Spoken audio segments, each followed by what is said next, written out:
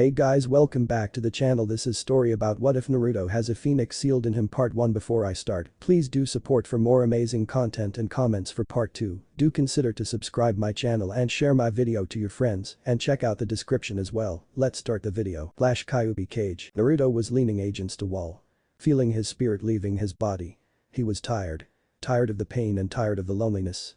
Tired of the hate and tired of being tired. A white light appeared and a spirit in a black robe descended from the ceiling and said, "It's time, mortals." A sob sound was heard and both the figure and Naruto looked over at the cage and Kyuubi said, "I want to ask you something, Shinigami. Do you have the power to bestow the heavenly powers?" The Shinigami said, "Yes, Kitsune." "Why?" Kyuubi said, "I offer you a trade. You know the seal won't take me and I will be freed within 20 years." The Shinigami said, "Yes, I know, not enough time has passed for it to take you fully. What do you care?" Kyuubi said, "I will give myself for a trade. You know you won't have to take another soul for 100 years with mine and can take a vacation and let the others take your place during that time. In exchange I ask for a few things." The Shinigami said in a neutral tone, "That would be." Kyuubi looked at Naruto and said, "The kid here. You know what his life has been like because of me. I want to repay him for giving me something I have not had in 10,000 years. Hope. To repay him I want him to keep my power, but I also want him to have the heavenly power of Phoenix." The Shinigami looked at him and said, "Why do you want this mortal to have that power?" Kyuubi said, "No matter what, the kid will have humans trying to kill him because of me even with me gone. So that is why I want him to have my power. The Phoenix power is so he can correct the mistakes of humans. I think he is worthy because he has a pure spirit." The Shinigami looked at Naruto and said, "I can give it to him, but he will not be able to go back to birth. I will set it up so he can't go back before the age of 5. To keep this power and be able to use it again he must save one life for every time he goes back. If he goes back he will have to start from the same day every time. He must try and make the best life he can because he will be judged off of that life when he gives up the power." Kyuubi said, "Very well. I agree to those terms." Naruto looked at what was going and tried to speak but did not even have the energy to speak. The Shinigami said, "You will train him also, Kitsune, to properly use your powers. So I won't be taking your soul yet. You will have to explain a few things to him including his family. Do you agree?" Kyuubi said yes. The Shinigami said good. And drew his sword and walked to Naruto and stabbed him in the seal on his stomach and then pulled it out and said, "You will rise from the ashes of death to correct the wrongs you deem worthy to correct. You are now until the time you decide to release this power, the Phoenix." And placed the sword on Naruto's forehead, causing him to scream out in pain as the emblem of a phoenix appeared. The next thing Naruto saw was red flames and he woke up in his apartment in his bed and was 5 years old. This day would be his focus point until he deemed his life worthy. "I began my training under the Kyuubi and I learned some lesson, but I had yet to make it past the Valley of the End. The 3 times I have gone back today started my 4th time." Naruto blinked and sighed, looking up at the ceiling and said, "So it begins again." He got up out of bed and went through his morning ritual. He quickly got dressed in his hideous orange suit and left his apartment. First stop, the Hokage office. Naruto took about 30 minutes getting across town to make it to the tower, but not before pushing a civilian out of the way of a falling plant. He then snuck past the 2 guards at the mission room. He walked into the lobby of the Hokage's office and used a simple henge to look like Asuma and said, "Is Dad in?" To the secretary. She blinked and said, "Of course, Asuma. Go on in." Asuma nodded and said, "You might want to hold his appointments. This is going to take a while." The secretary nodded and Asuma walked into the Hokage's office and the third looked up and after Asuma closed the door he said, "Who are you?" Asuma chuckled and said, "It's good to see you, agent old man." Dropping the henge and showing a 5-year-old Naruto. The third blinked and said, "Naruto." What he stopped as Naruto held up his hand. Naruto said, "We need to talk, and if the council knew I was in here right now Danzo would have his root member spy. That's why I henged into your son." The third nodded slowly and said, "What's so important that you would need secrecy and how do you know henge?" Naruto sighed and said, "May I?" Motioning to the chair.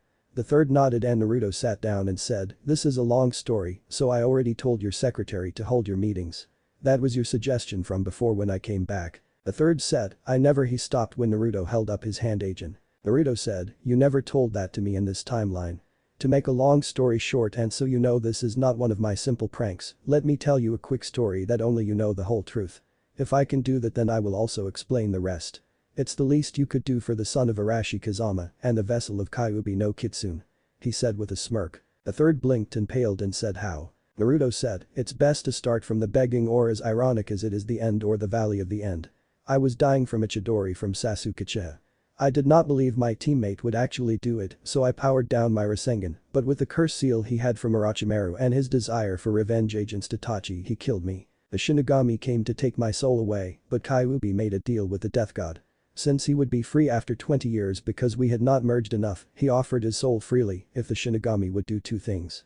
One, give me all of Kyuubi's powers, and the second was give me the heavenly power of the Phoenix. But that power, when I die, as long as I save one person in my life, I can go back agent to this day and start over.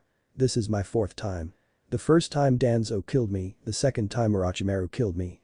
This last time Itachi killed me, and so here I am agent. I have all my knowledge from the future, but it won't matter that much as I change events. Even if you kill me now without believing me, I will start over agent in a few minutes, because on my way here I already saved the life of one person, so I am guaranteed another chance, and the next time I won't trust you. The third said, so why do you need to see me then? Naruto said, my body is that of a 5-year-old. Even with Kyuubi already changing it to make it stronger, it won't matter with what's to come. The third said, I thought you said that the hand agent. Naruto said, I told you that the Kyuubi made the deal. The Shinigami said I would need guidance to use Kyuubi's power and also to explain things to me, so he is keeping me and Kyuubi together for now. Kyuubi is training me to use his chakra and also to alter my own body, so when he's not with me I can do it myself. And don't worry, I am not altering to be a demon or anything like that. It's just my healing ability, high 10 senses, my bloodline and physical conditioning. The third looked at Naruto and said bloodline. Naruto said, oh that's right, you don't know. Well, you will get a kicker out of this. I did when Bachin told me. Do you know grandmother and grandfather are? The third said, actually, no I don't. Arashi never trusted me with knowing who his wife was, and as far as I know he was an orphan. Naruto said, he was in an orphanage, but not because of his parents died. They are both alive and you actually know them. You watched them grow up, and Granny never told you she was pregnant because she was afraid to disappointing you. Being her sensei and all. Naruto smirked as the wheels moved in the third's head, and he paled. Naruto said, she really should quit drinking and gambling.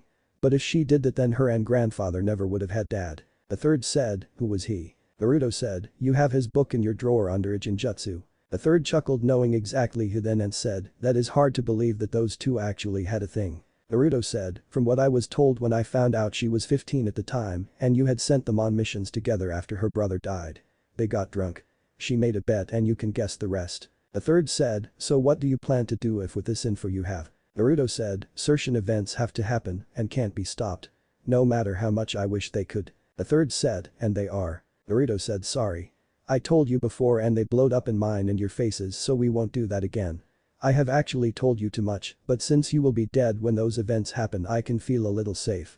As for now, only I will know what is supposed to happen. I would like to tell you everything, but if you intervene in the events or move too soon, then Danzo and the council will have the leverage they need to remove you and kill me. The third sighed and said, is there anything you could do? Naruto thought for a moment and said, actually yes, but it will take time, and I don't know how you can do it, but our ally Suna.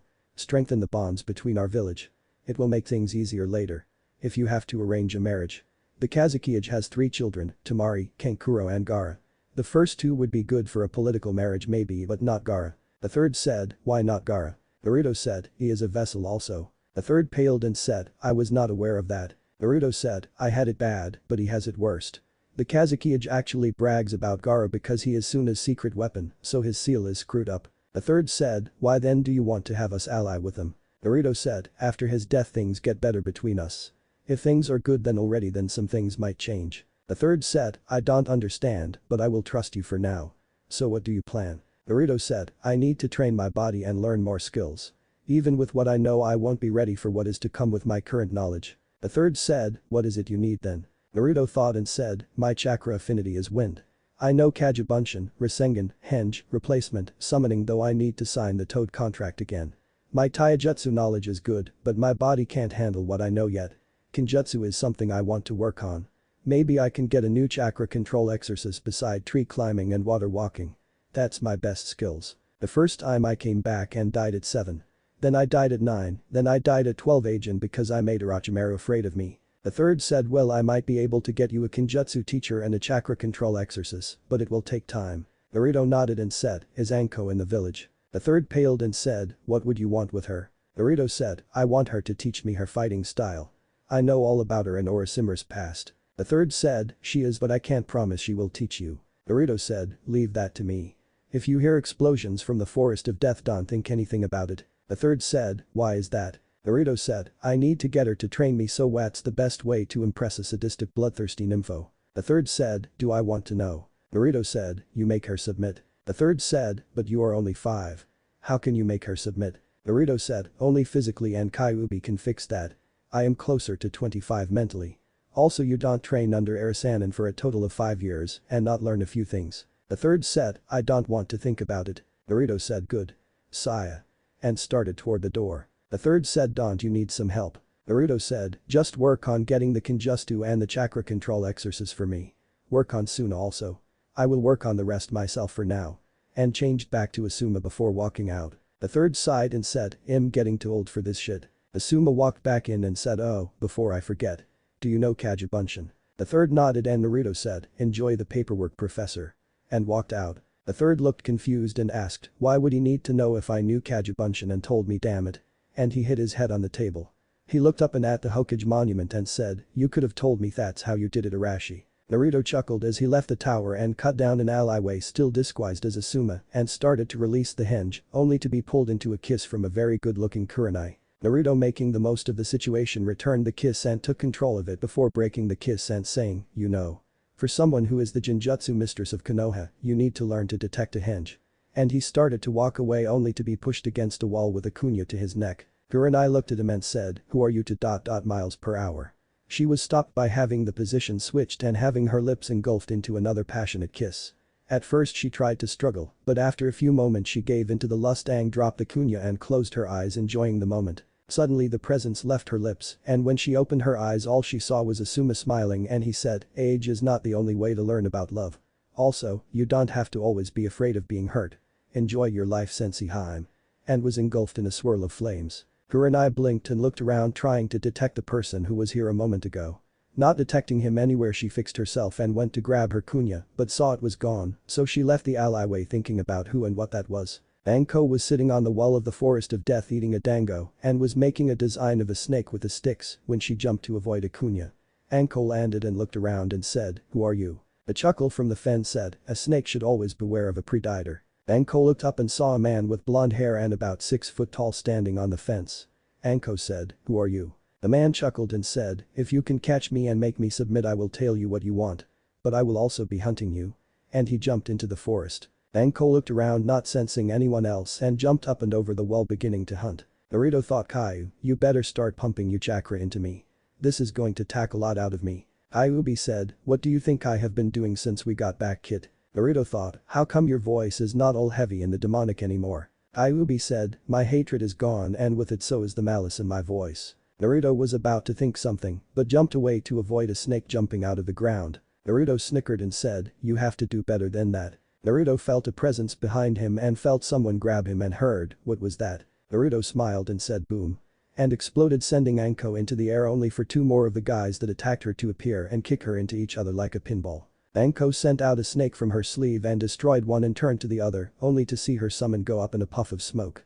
The guy in front of her said, a snake should avoid a fox. Anko looked confused, but the guy in front of her eyes turned red and then his nails drew longer and suddenly he charged and took a slash at her, which she ducked but did not have time to react to miss the underswipe that cut the top of her shoulder and her coat and shirt. Anko looked at her wound and saw it was just a small cut and grabbed a little blood, licking it to try and intimidate her opponent. The guy in front of her said gotcha. And went up in a puff of smoke. Anko looked around and started to move, but then she heard it. Doten. Yomi Numa, Earth Release. Underworld Swamp, and a swamp appeared under her and she tried to get out but was not able to because she saw the guy who attacked her was still channeling chakra into the attack and she was being drained of all of her chakra. She said, what do you want? Panting, Naruto said, I want you to train me to kill Orochimaru. Anko blinked and said, then why did you attack me? As she fell to her knees. Naruto, still holding the jutsu, said, I knew you would say no. I needed to impress you enough to do it. Unfortunately, I guess my body is not strong enough yet to do it. And he released the jutsu and collapsed on the ground, dropping the hinge and turning back into his 5-year-old self. Anko blinked and said, you got to be shitting me. The grown mater looked down and saw the little blonde hair boy. The boy looked up and said, hello Anko. Anko looked at his face and saw the whiskers and said, so what was that about? Naruto said, like I said. I want to kill Orochimaru. To do that I need to know how he attacks. I know you were at one time his student, so I figured with you hating him also I could get you to help train me. Anko looked at him and said, how do you know that, kid? Naruto said, I am older than I look. I know a lot more than that. I also want you to know I can fix that.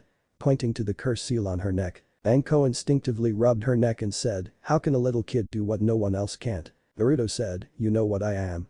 You also know what is inside me. I know how to use his chakra to heal my body, and I also know that I can destroy level 1 curse seal, as long as the person does not fight it. Anko looked in thought and Naruto said, if you want we can go to the Hokage's office to do it if you don't trust me. Anko seemed to think it over and said, what can you give me as proof? Naruto said, my life. Anko blinked and Naruto said, you can summon snakes. The asp can kill me if you attack my heart. Anko blinked and said, why do you want to kill Orochimaru so much? Naruto said, he plans to destroy the leaf. When he comes I plan to kill him. Anko seemed to think and said, how do you know what he is planning to do? Naruto said, I know a lot more than I should. My life made it where I had to. How old would you say I am? Anko said, I know you're 5 years old. Naruto snickered and said, it's good to be underestimated.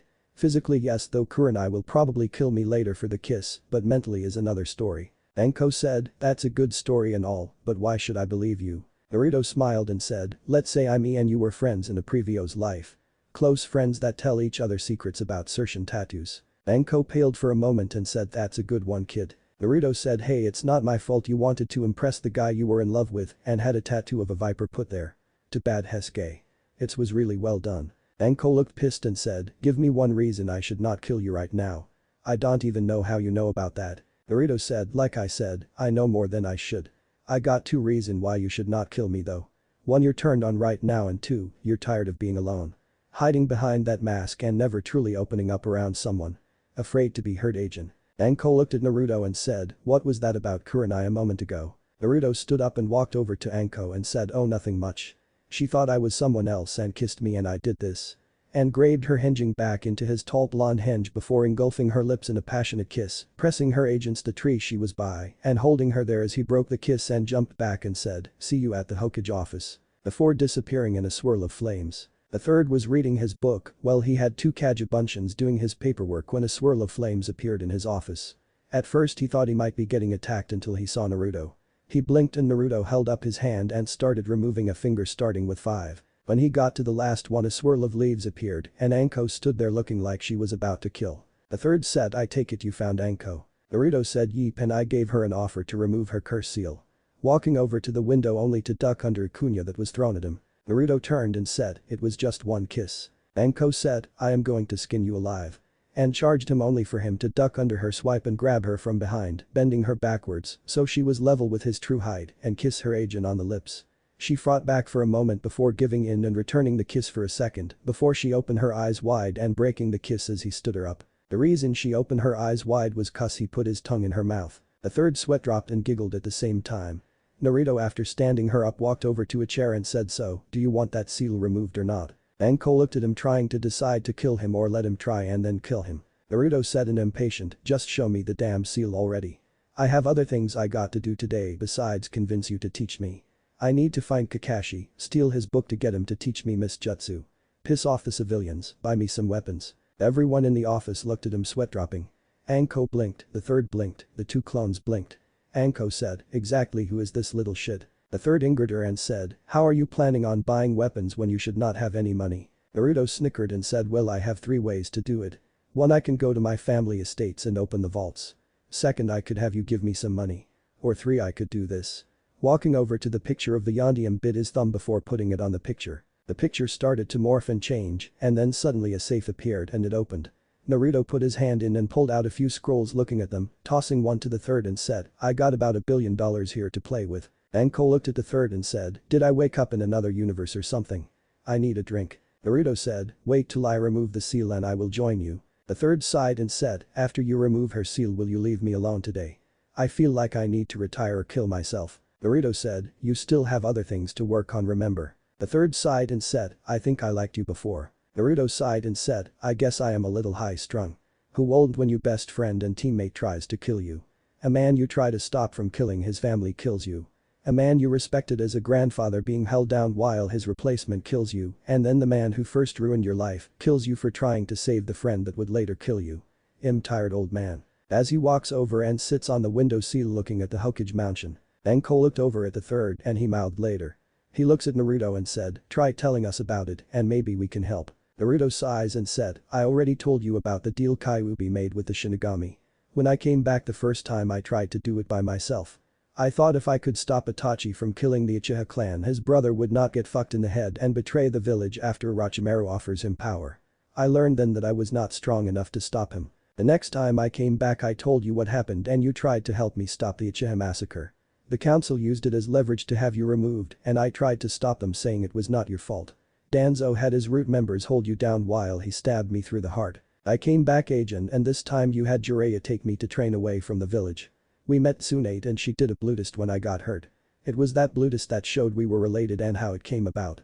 I returned for team placement and was placed on the same team again so I could save Sasuke when the time came. I also befriended Anko and Kurenai when it was shown Kakashi was playing favorites. It was then Anko and I started to date. Anko talked Kurenai into having fun with us because her and Asuma were having trouble. Haha. I have a habit of breaking the odds. I learned Rasengan in a month. I could turn the demon of the mists Abusa into an ally. I can save a country. I could break the curse of Kyuubi's spirit. I could be with two women at the same time and make both happy, but I could not defend myself against S-class criminals. Naruto had tears in his eyes. He was still looking at the monument and said, I don't know how dad did it.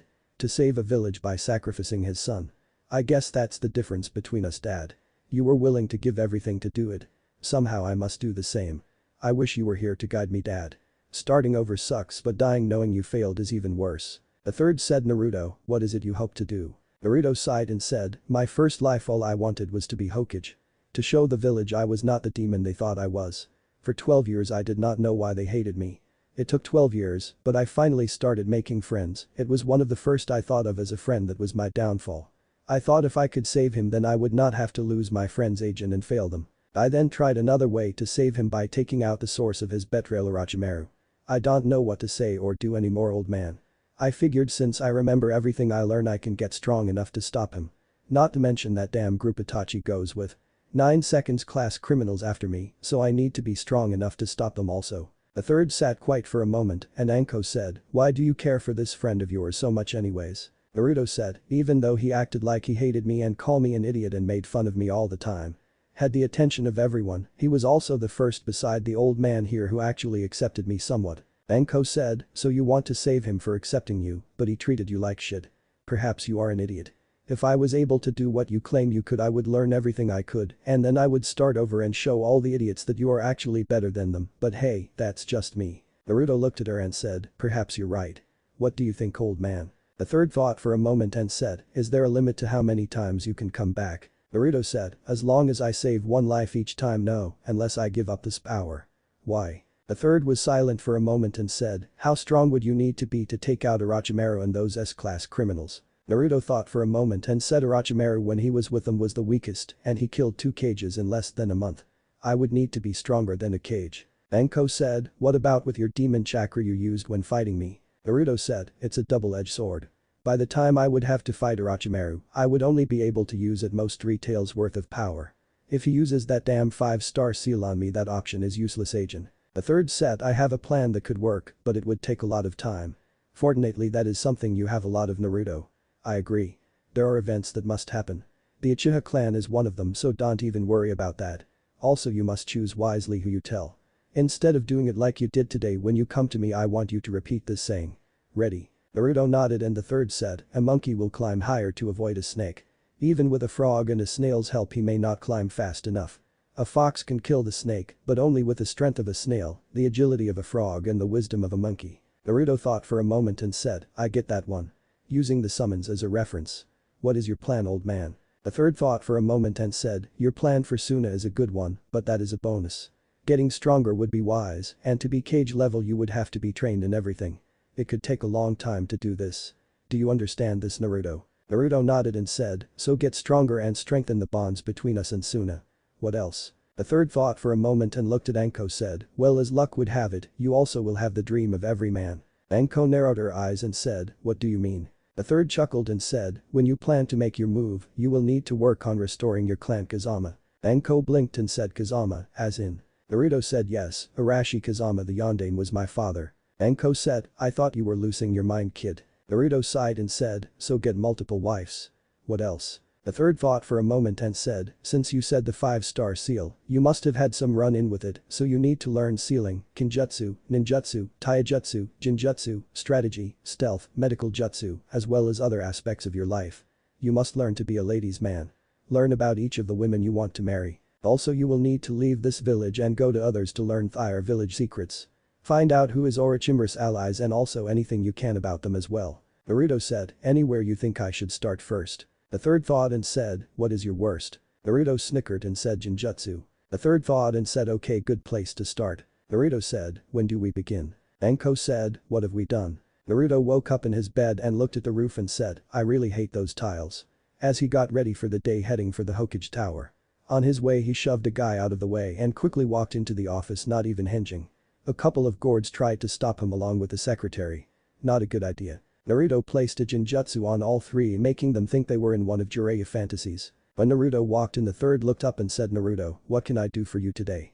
With a smile on his face. Naruto walked over and sat down, putting his feet on the desk and said, I have something to say and then we can talk. A monkey will climb higher to avoid a snake. Even with a frog and a snail's help he may not climb fast enough. A fox can kill the snake, but only with the strength of a snail, the agility of a frog and the wisdom of a monkey. The third blinked and said, who are you? Naruto looked at the ceiling and said, Naruto Kazama. The third sat back in his seat and said, so tell me Naruto, what's going on? Naruto said, it's time to start action. I have lived more lifetimes than I care to count. If you added all my years together I would give the fox a good run for his money and age. I won't tell you why or how, just know that you might want to let everyone know who I really am. Kyuubi's dead though, so don't feel bad about it. The third blinked and said, can I see the seal? Naruto snickered and raised his shirt saying, what seal? The third said, how strong are you? Naruto thought for a moment and said, more than enough for what I need to do. The third said, so what do you plan to do? Naruto said, how are things between Suna and Konoha? The third said, strained, why? Naruto said, he has a daughter named Temari.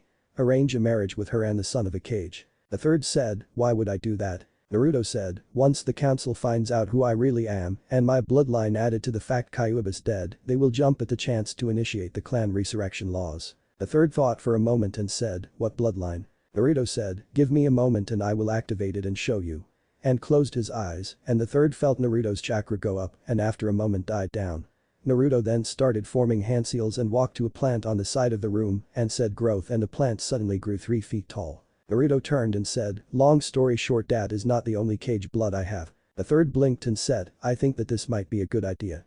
But what do you plan to do? Naruto said, I don't want you to make it public knowledge who I really am yet. The third blinked and said, why? Naruto said, I want to prove some stuff to people. I also need some others to underestimate me and those who think I'm Kyuubi to still hate me, so when the time comes I can stop them.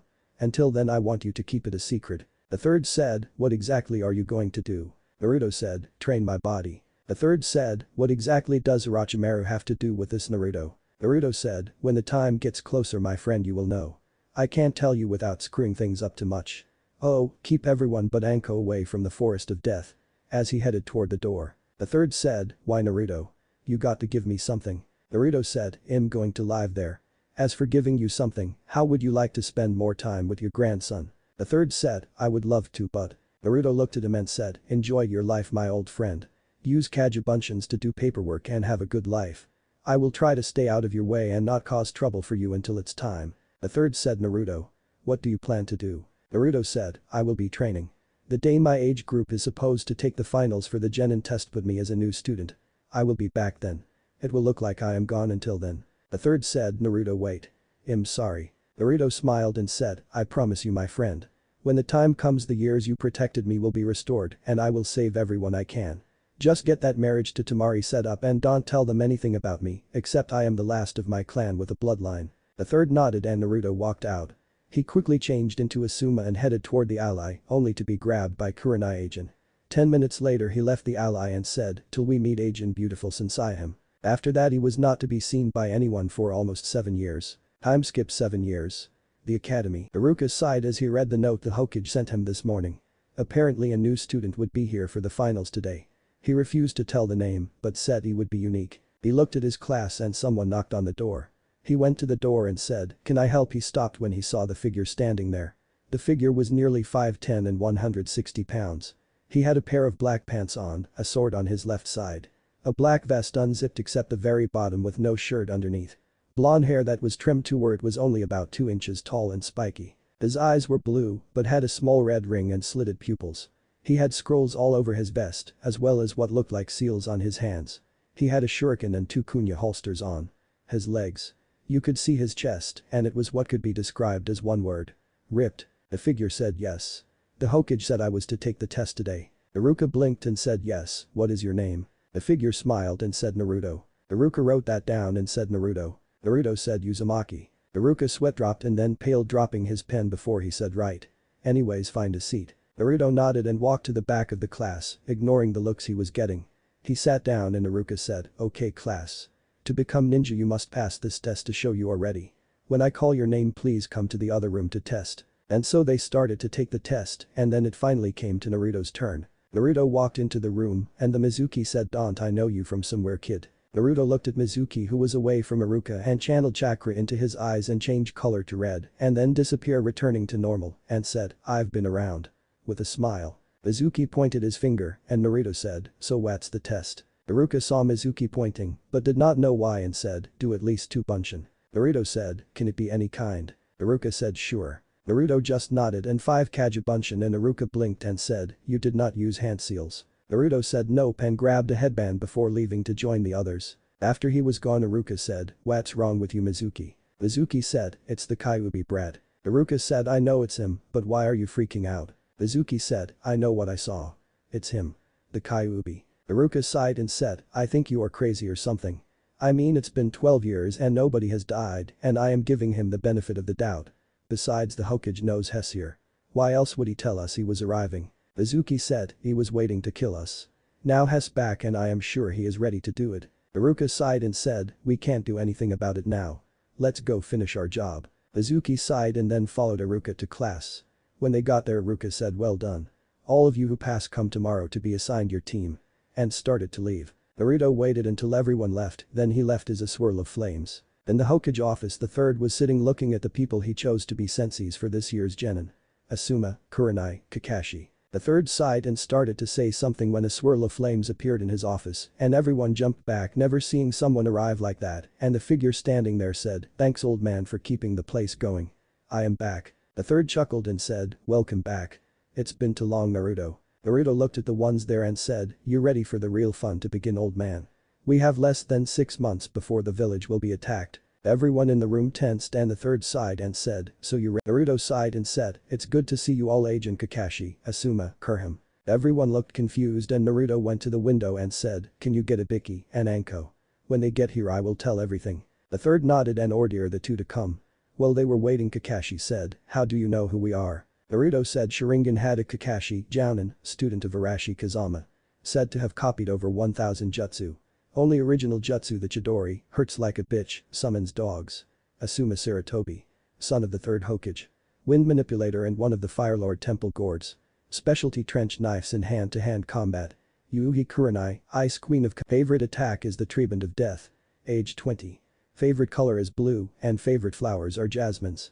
Has a birthmark on her right butt cheek. Previous relationship are with Asuma and Anton. Both ended, but you still date Asuma every now and then when you get lonely but hate is smoking. Kurenai was bright red and Kakashi and Asuma both were giggling. Just then both Ibiki and Anko arrived and Naruto turned to them and said Ibiki, head of interrogation and torture division of Avnu, specialty, mental torture. Brother Idate who went missing when he was tricked into stealing the Raijin by Aoa. Current location. T country. Anko, apprentice of Orochimaru, summons snakes, has a curse seal of earth on her neck. Makes everyone think she has a blood fetish but it's a self-defense to intimidate people. Also a great kisser. Has a tattoo that no one besides her and the person who put it on has seen. It is actually a really well done one. And he dodges a kunya. The third chuckled and Anko said, okay kid, I don't know who you are and how you know this stuff about us, but you are going to tell us now or I will kill you myself. Naruto chuckled and said, I'm sure all of you have basically the same thought in your mind. Don't worry I will tell you now. Old man, this is for only those in this room, got it? The third nodded and said, as some of you might be able to guess by the marks on my face I am Naruto Uzumaki, but actually that's not right, is it old man? The third sighed and said no. Naruto said Kakashi, you more than anyone in this village should have been able to tell who I really was. Kakashi said, why is that Naruto? Naruto said, I'm hurt. You would think my own godfather would know me. Kakashi blinked and looked at Naruto for a moment and then his eye got as big as a silver dollar and he looked at the third and said, you told me he was dead. This got everyone's attention. Asuma said, what are you talking about? Naruto said, look at the picture behind you Asuma. Everyone turned and looked at the picture and then back at Naruto. Ibiki chuckled and then laughed hard and said, are you saying that? Naruto said Kazama, Naruto Kazama. As everyone got it they gasped in disbelief. Naruto said okay, now that the minor stuff is out of the way we have a war to prepare for. Old man, did you get Suna like I asked? The third nodded and said yes. It costed us some, but I got her for you. I still don't know why though. Naruto said, as you all know the Chunin exams will be held in Konoha this year. During the exams as long as I have not changed things too much, but with not stopping the Uchiha massacre and my disappearance 7 years ago, everything is pretty much the same. During the exams Orochimaru himself will infiltrate the village and attack Team 7 under Kakashi and give Uchiha Sasuke Curse Seal of Heaven. When the finals of the exam arrive the Sound Village which Orochimaru as the Otakage will attack. Originally it was with the help of Suna. If I did not stop the Kazukiya's son Gaara, we would have lost that battle. Ibiki said, how do you know all of this and how come you talk in the past tense? Naruto said originally at the end of the battle the third was dead. Jiraiya who trained me after Kakashi abandoned me to a less than adequate teacher took me as his apprentice and we went and found my grandmother Tsunade to come back to be the Gondium Hokage. Everyone paled and Naruto walked to a plant and said, I see you replaced the last one. And went through some seals and said growth. And the plant jumped 3 feet in height. Naruto turned around and said anyways. With Sasuke already being borderline insane because of his brother, compounded by the fact of the curse seal and Itachi coming to the village to kidnap me for the Kyuubi, he betrayed the village and left with Orochimaru personal bodyguards. Kakashi, I don't care if it kills me and I have to start over agent. You teach that little asshole Chidori agent I will shove a Futon Rasa shuriken up you ass. Asuma said, what is that attack? Naruto said, the final form of a Rasengan. Kakashi fell to the ground and said impossible. Naruto said, not for me. It's a Rasengan with wind manipulation added to it. Anyways long story short Sasuke killed me with Chidori. Shinigami came to take me, but because Kyuubi had not been in my body long enough, he would have been back in 20 years. Kakashi said, but the seal. Naruto stopped him and said, was designed to give me all of Kyuubi's power over my lifetime. If the villagers would have killed me the day of the sealing Kyuubi would have been back in less than a year. You're lucky the old man here was so adamant about keeping me alive. Anyways when the Shinigami came to take me Kyuubi made a deal. The side effect of the seal was he felt everything I felt so all the sadness and loneliness changed him. Kyuubi's deal was to give his powers to me and Naruto stopped and hinged into Avenue and the doors to the Hokage office open and Mizuki came barging in. He said Hokage, what's the idea of having that demon come into the academy and graduating? I'm sure he is he never got to finish as Kakashi hit him in the neck and Ibiki had him taken away. When the door closed and everyone settled down Naruto changed back and said sorry, could not let that traitor see me here right now.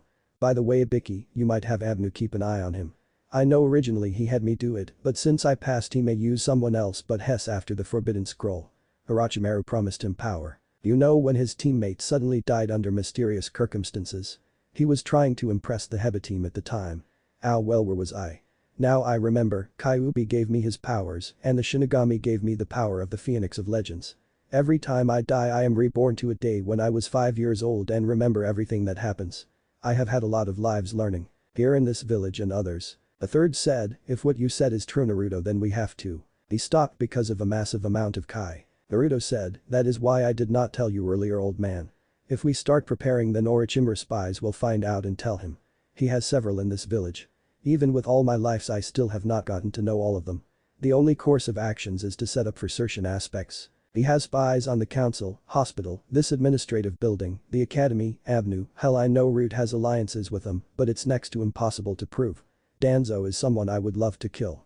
Anyways I am sure you all have questions so I will try to answer. Benko said, how do you know so much personal stuff about me? Naruto said, after the first few times of screwing up trying to stop the Uchiha massacre and Orochimaru without much skills, the third of a timeline asked me what I wanted to accomplish as a goal. I told my goal at the time and the you of the time because I wanted you to train me in the serpent style told me I should work toward a life that would make me happy. After I found out who my family is and was the third said after I stopped Orochimaru and some others that I would have to revive my clan with multiple wives. He said a side mission should be getting to know the real women who I might someday like to have in my life.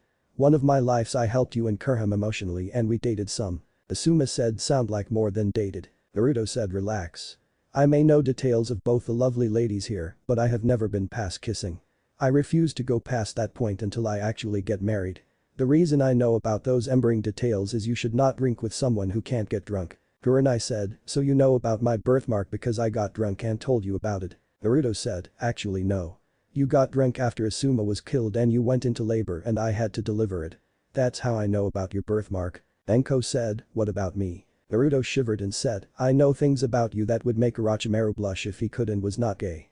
The answer to is you wanted to kill me for stealing your dango, and I learned a new variation of the hidden snake dance. Enko said really? Naruto said, all I will tell you is it involved 10 snakes, a pair of white panties and dying with a smile on my face. Enko said, I don't own white panties. Naruto said, whoever said it was your panties.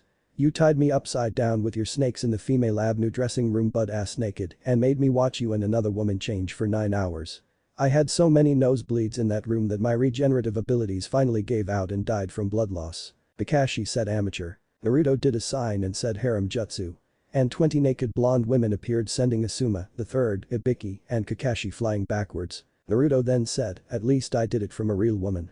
I also don't need my grandfather's books to dream about a woman either. Naruto looked at the 2 women and suddenly realized that was not the best move. The only thing keeping them from killing him was the other men. Enko smiled evilly and Kurenai said so. You think that you could make her some of your wives huh? Naruto changed into Asuma and said, sure since I am. And changed back. Kurenai stopped in her tracks and stared blankly and said, that was you. Naruto said, you should check for a henge before grabbing guys in ally ways. Enko looked at the 2 and said what's he talking about Kurenai? Naruto flames shushing across the room. Enko blinked and said no fucking way. Kurenai blinked and said what? Enko said, you remember me talking about the guy in the forest of death. Naruto said, I wish they would change the name of that place. I have lived there for 7 years and I am still alive. Kurenai blinked and said, you meant to tell me the guy who tricked you into a game of cat and mouse and then had you at his mercy and only kissed you before leaving was him. Naruto smiled and said, I learned to make the women I care and respect happy. The groan from Ibiki alerted them to all the guys waking up. After everyone was awake the third said Naruto, I am classifying that as an S-rank jutsu. Naruto said A rank. Sexy jutsu is a B rank. Harem jutsu is an A rank. Orgy is an S rank jutsu. Enko said, what's the difference? Naruto said, sexy jutsu is just myself changing. The funny thing about it is thanks to Kyuubi I really do become female. Oh well. Harem jutsu is with clones. Orgy is a version where you have the females and also males going at it. The only people who I have ever encountered immune to it are Sasuke and Orochimaru, but since they are gay it does not matter. Kurenai said, those jutsu are degrading to women. Naruto said, I have you know that they are no different from the advanced female ninja classes the unmarried older ninja have to take. As a matter of fact I had those classes and have broke up several prostitution rings with them thank you. Kurenai blinked and gaped trying to have a comeback. Ibiki said, can you tell us anything we can prepare for? Naruto thought and said, a genin named Kabuto. He has failed the last 6 exams, but he actually stronger than Kakashi. He is Orochimaru right-hand man. Secretly track his movements without alerting him. His detection skills are better than mine and mine are better than an Inuyasha. He also has an advanced healing ability equal to my demon one. Speaking of demons, just so all of you know I do have his powers but he is gone along with the seal. The last time I checked old man I can hold up to 4 tails of demon chakra for 20 minutes before my body starts to destroy itself. Any longer and I suffer from chakra exhaustion and severe damage to my body. If I go any more tails worth then that I suffer the same fate and also I only have instincts then. I've sealed the rest away for now. It will probably take me 8 years to get to the last tail of chakra though. Kakashi said, how strong are you Naruto? Naruto said, with or without all the restriction I have on. Asuma said explain. Naruto said, I have gravity seals, chakra seals, physical weights, chakra weights, the sword on my side has about 1 tail's worth of chakra sealed in it that I can draw in battle if I need to. Everyone paled and the third said, how strong are you with the restriction? Naruto said, I could take on Jiraiya and win. Everyone paled even more and Kakashi said without. Naruto said with a straight face and no emotions, the entire Leaf Village and win without using Hiraishin no Jutsu. The third finally regained his color after a few moments and said, how many jutsu do you know Naruto? Naruto closed his eyes and said 2000 Kaiten, 1300 Raiten, 900 Doten, 5000 Suiton, 1200 Futon 600 Medical and 400 Kinjutsu. Not including the 40 styles of Taijutsu and the 25 Kinjutsu styles I know. I can open all 9 of the gates also. If this chance fails when I go on the mission to Snow Country, I might go to the hidden village there and learn some snow and ice jutsu. I have mastered my wind affinity as well as my Suiton and Doton affinity. Until I had activated my bloodline I was limited to wind only. I know and can use Kaiten and Raiten jutsu, but they eat my chakra bad. Kakashi said 9, but there are only 8 gates. Naruto said, in normal people yes. I was once a demon vessel so all the demon chakra I have in my body comes through the 9th gate. If I use it I have unlimited chakra. However I would destroy my body in a few minutes as I can't shut it off fast enough to save my life. Kurenai said, how's your Jinjutsu skills? Naruto said, I can use 10 Jinjutsu. No matter how much I try that is my true weakness. I can detect them as long as they are not super weak ones. I can't cancel them by stopping my chakra. I can stop them with pain or using powering up chakra. Only problem is if I pulse my chakra I will cancel all Jinjutsu in a 1 mile radius, both ally and enemy. At least I can fight Itachi's Sharingan now. Kakashi said, what do you mean? Naruto said, you know how he has the last level and how you have to kill your best friend to get it. When Kyuubi was teaching me to use his chakra, he taught me to manipulate my body with his chakra. Having been hit with that damn Jinjutsu of the Sharingans enough times I can fight him in it, so instead of him controlling everything that happens in it, we fight for dominance. Sadly of the last 20 times we fought in it, I only beat him 5 times. Maybe this will be 6. The third was rubbing his temple and said okay, so what are you planning on doing? It obvious you are Sannin and probably Cage level. Naruto said, what I am going to do is advance in the ranks normal. Get some friends. Try to save everyone I care about. Kill Orochimaru. Stop 9 seconds class criminals, save 5 countries and settle down and have a family. Everyone looked at him like he was crazy. Naruto said what? I will save Wave Country, Snow Country, Tea Country, Ricefield Country, and Waterfall. As for the 9 seconds class criminals. They will come after me just like they will come after Gaara. They want to rule the world by using the tailed demons. Their plan has failed now since I don't have Kyuubi, but they can still cause a hell of a lot of damage with just 8 of them. If it was not for Orochimaru's immortality Justu he would be a dot. Ibiki said, immortality Justu.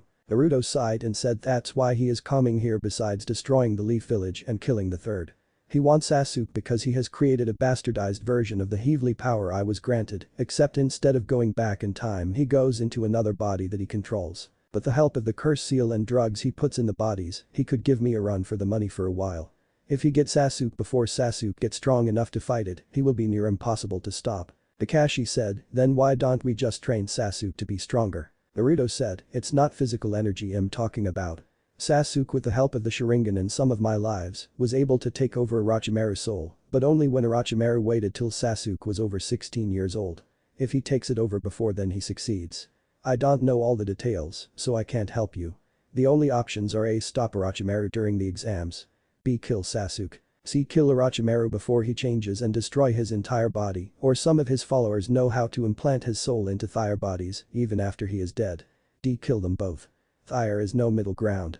Sasuke will betray this village for power. He won't be happy with getting stronger either. He wants power handed to him on a silver platter and will go to anyone who offers it to him. He has betrayed us to Iwa, Cloud, Rain, Sound, hell he even betrayed us for the S-class criminals his brother is a member of if they agreed to train him to kill Itachi. He will never stay in Konoha. He is treated as a god here and wants more. You know the old saying absolute power corrupts absolutely. They were talking about Sasuke. Naruto sighed and giggled after a moment. Kurenai said, what's so funny? Naruto said, I just remembered. Danzo revolted in one of my lives and held Tsunade who was the cage as a prisoner by holding her assistant Shizune hostage. He forced her to have me banished from Konoha for breaking Sasuke pinky when we brought him back to Konoha once. 5 of our ninja died, 27 wounded and because I broke his pinky when I threw him on the ground on the council chamber's floor, they had me banished. Ironic. I wonder how much those assholes are going to ruin this life. Enko said, sounds like you got everything planned out. What's with the Suna thing? Naruto sighed and said, like I told you originally Suna joined Sound in attacking us. Suna did not know about me and Jiraiya teaching me to summon Gambunta and the power of Kyuubi. If they had they would have had Gaara kill me quickly. Ibiki said, you mentioned him a lot. Exactly who is he? Naruto said, a living weapon, or at least that's what his father wanted when he did it. The third said, what are you talking about Naruto? Naruto said, you all know how I was used for honorable reasons to save the village right? Gaara was not as lucky. One of the council somehow got an urn that had the soul of a crazy monk and the one-tailed sand demon Shukaku sealed in it. The Kazekage had the demon and monk sealed into Gaara while he was still in his mother's womb. When she gave birth to Gaara it killed her. Unlike me, who was somewhat hidden from the kids here. The Kazakiage had made it common knowledge what Gaara was. The Sand's personal weapon. Sadly, living nearly 12 years with maybe a day of sleep in your life does not make you a good person. His mission was to kill Sasuke and then destroy the leaf when they attacked. Sasuke wounded him with a Chidori, but all it really did was piss him off. I was able to beat him outside of the village, but Sasuke was given credit.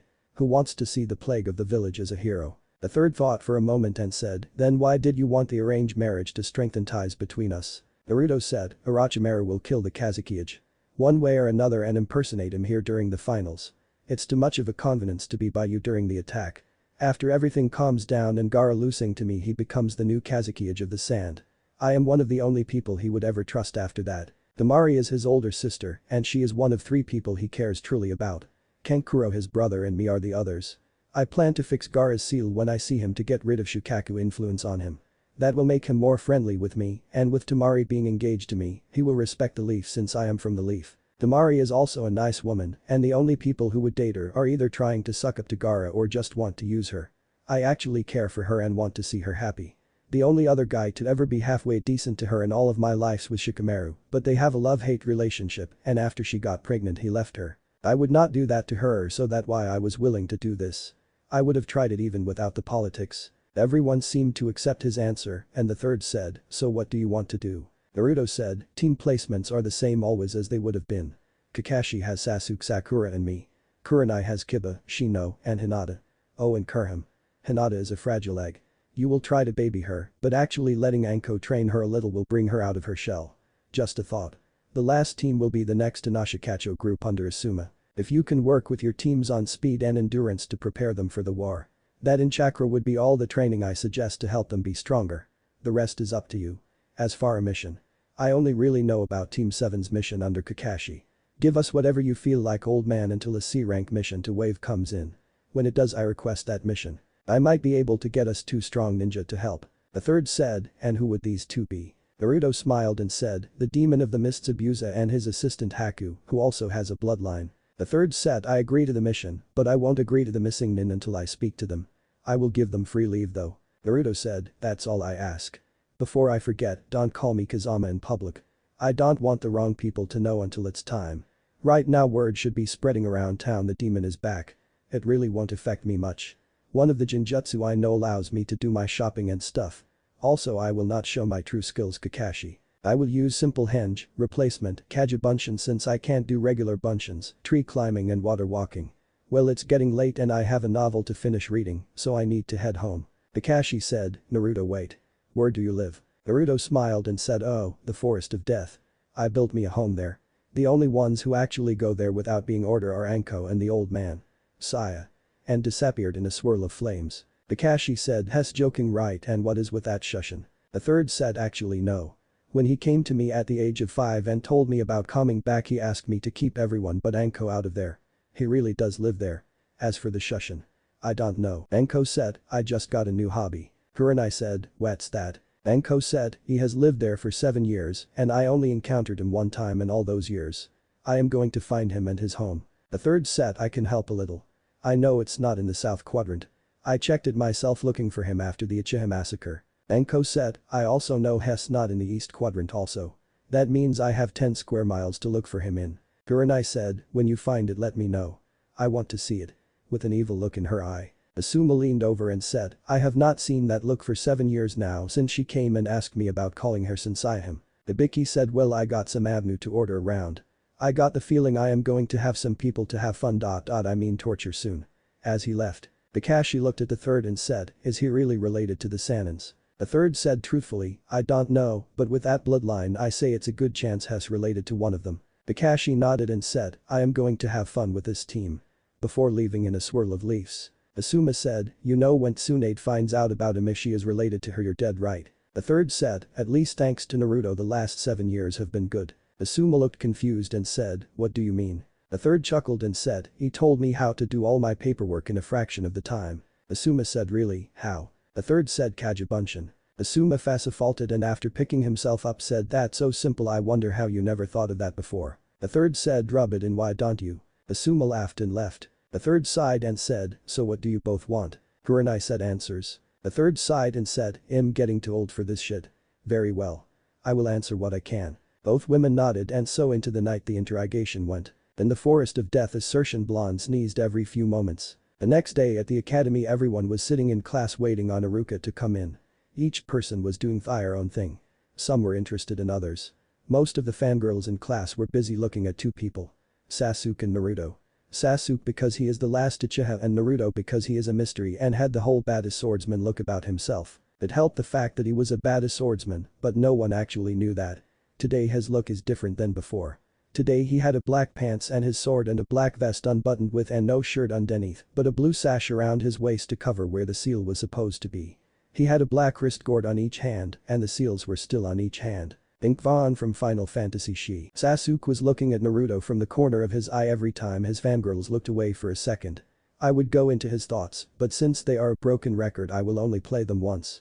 I must get stronger to kill him, I am an Avenger, no one is better than an Uchiha, I bet he is weak, cute ass. Okay I need to stop there. Sasuke mental thoughts on Naruto are disturbing after that. Naruto was sitting in the back of the class and was eyeing each of the rookie 9. They did not know it though. Why you ask? He had on a pair of black pilot-style sunglasses. If you looked at his eyes all you could see was your reflection which made his new fan club think he was looking at him. Naruto was mentally evaluating each of his friend. Shikamaru genius, lazy, family-style jutsu, weak taijutsu, Doji powerhouse, food expert, family jutsu, weak jinjutsu, Ino fangirl, family jutsu, weak nin and taijutsu. Nice body, lousy kisser. Bisexual, Shino genius, family jutsu, weak taijutsu, Anada bloodline, low self-esteem, family jutsu, weak ninjutsu.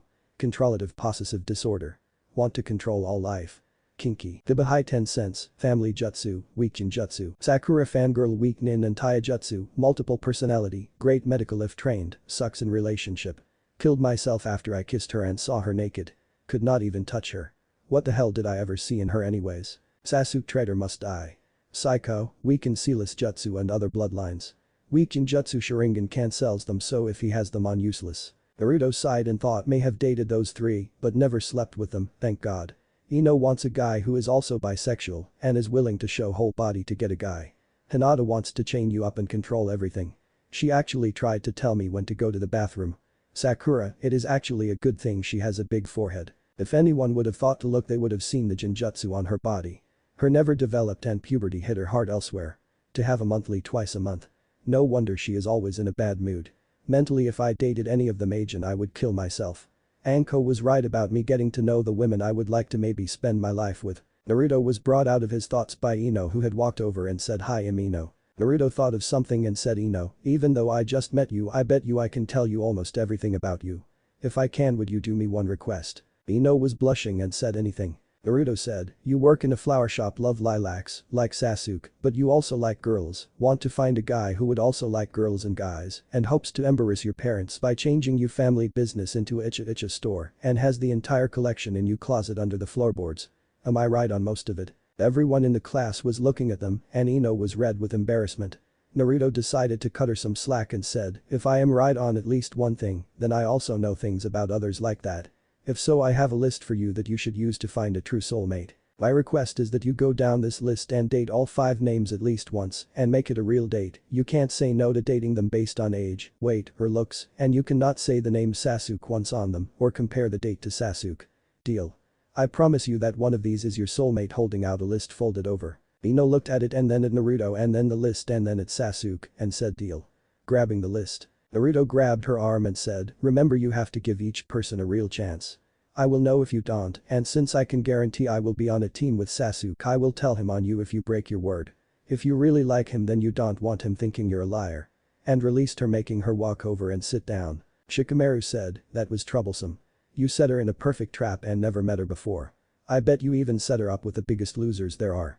It's so troublesome. Ino walked over and said in a stuttering voice Shikamaru, I was wondering, would you go with me tonight on a date? Shikamaru's eyes got as big as a silver dollar and then returned to being lazy and he looked at Naruto and said, I would hate you, but it is too troublesome to actually think of getting revenge. Yes Ino I will, pick you up at 6. Sakura had her mouth hanging open and said, take that Inapig, love concurs all. The vein appeared on Naruto's head and said quit trying to make yourself look good Sakura. Inner Sakura will hound you if you about not having a date later. Ino looked at Naruto wondering what he meant.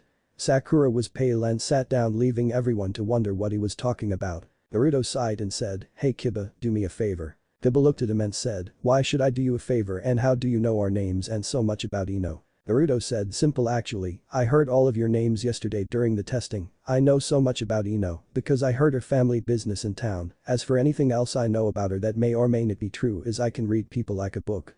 As for why you should do me a favor, I will owe you one later. After all, only thing I was going to ask you to do was deliver a scroll to your team sensei. I was told to give it to her on my way here, but I was too busy." Shikamaru said, "How do you know what teams we are going to be on and who our senseis are?" Naruto said, "Information gathering is important for a ninja, but truthfully, I saw the list earlier when I was at the Hokage's office, finalizing my ninja status and getting my picture taken for the records." Shikamaru said, "Troublesome. I thought I was the only one who saw that list." Kiba said, "Fine, I will deliver this scroll for you. Who was it from anyways?" Naruto said, "All I remember about the guy was his last name started with a K. He said it was an apology for something and he did not know if he would get a chance to tell her face to face and did not want to have hard feelings if he did not see her agent." Kiba said, "Alright. I want to call in that favor now anyways." Naruto said, "Alright." Kiba said, "Since we know nothing about you, tell us about yourself." Naruto said, "Fair enough. My name is Naruto, I am the same age as all of you, I am a seal master and have lived and trained on the outside of Konoha since I was 5 years old. I am engaged to one woman though I have not met her yet and I am one of the last of my clan." Shikamaru said, "I never heard of a clan called Uzumaki before." Naruto said, "That is not my real name. It was changed to protect me until I was strong enough to claim my real name.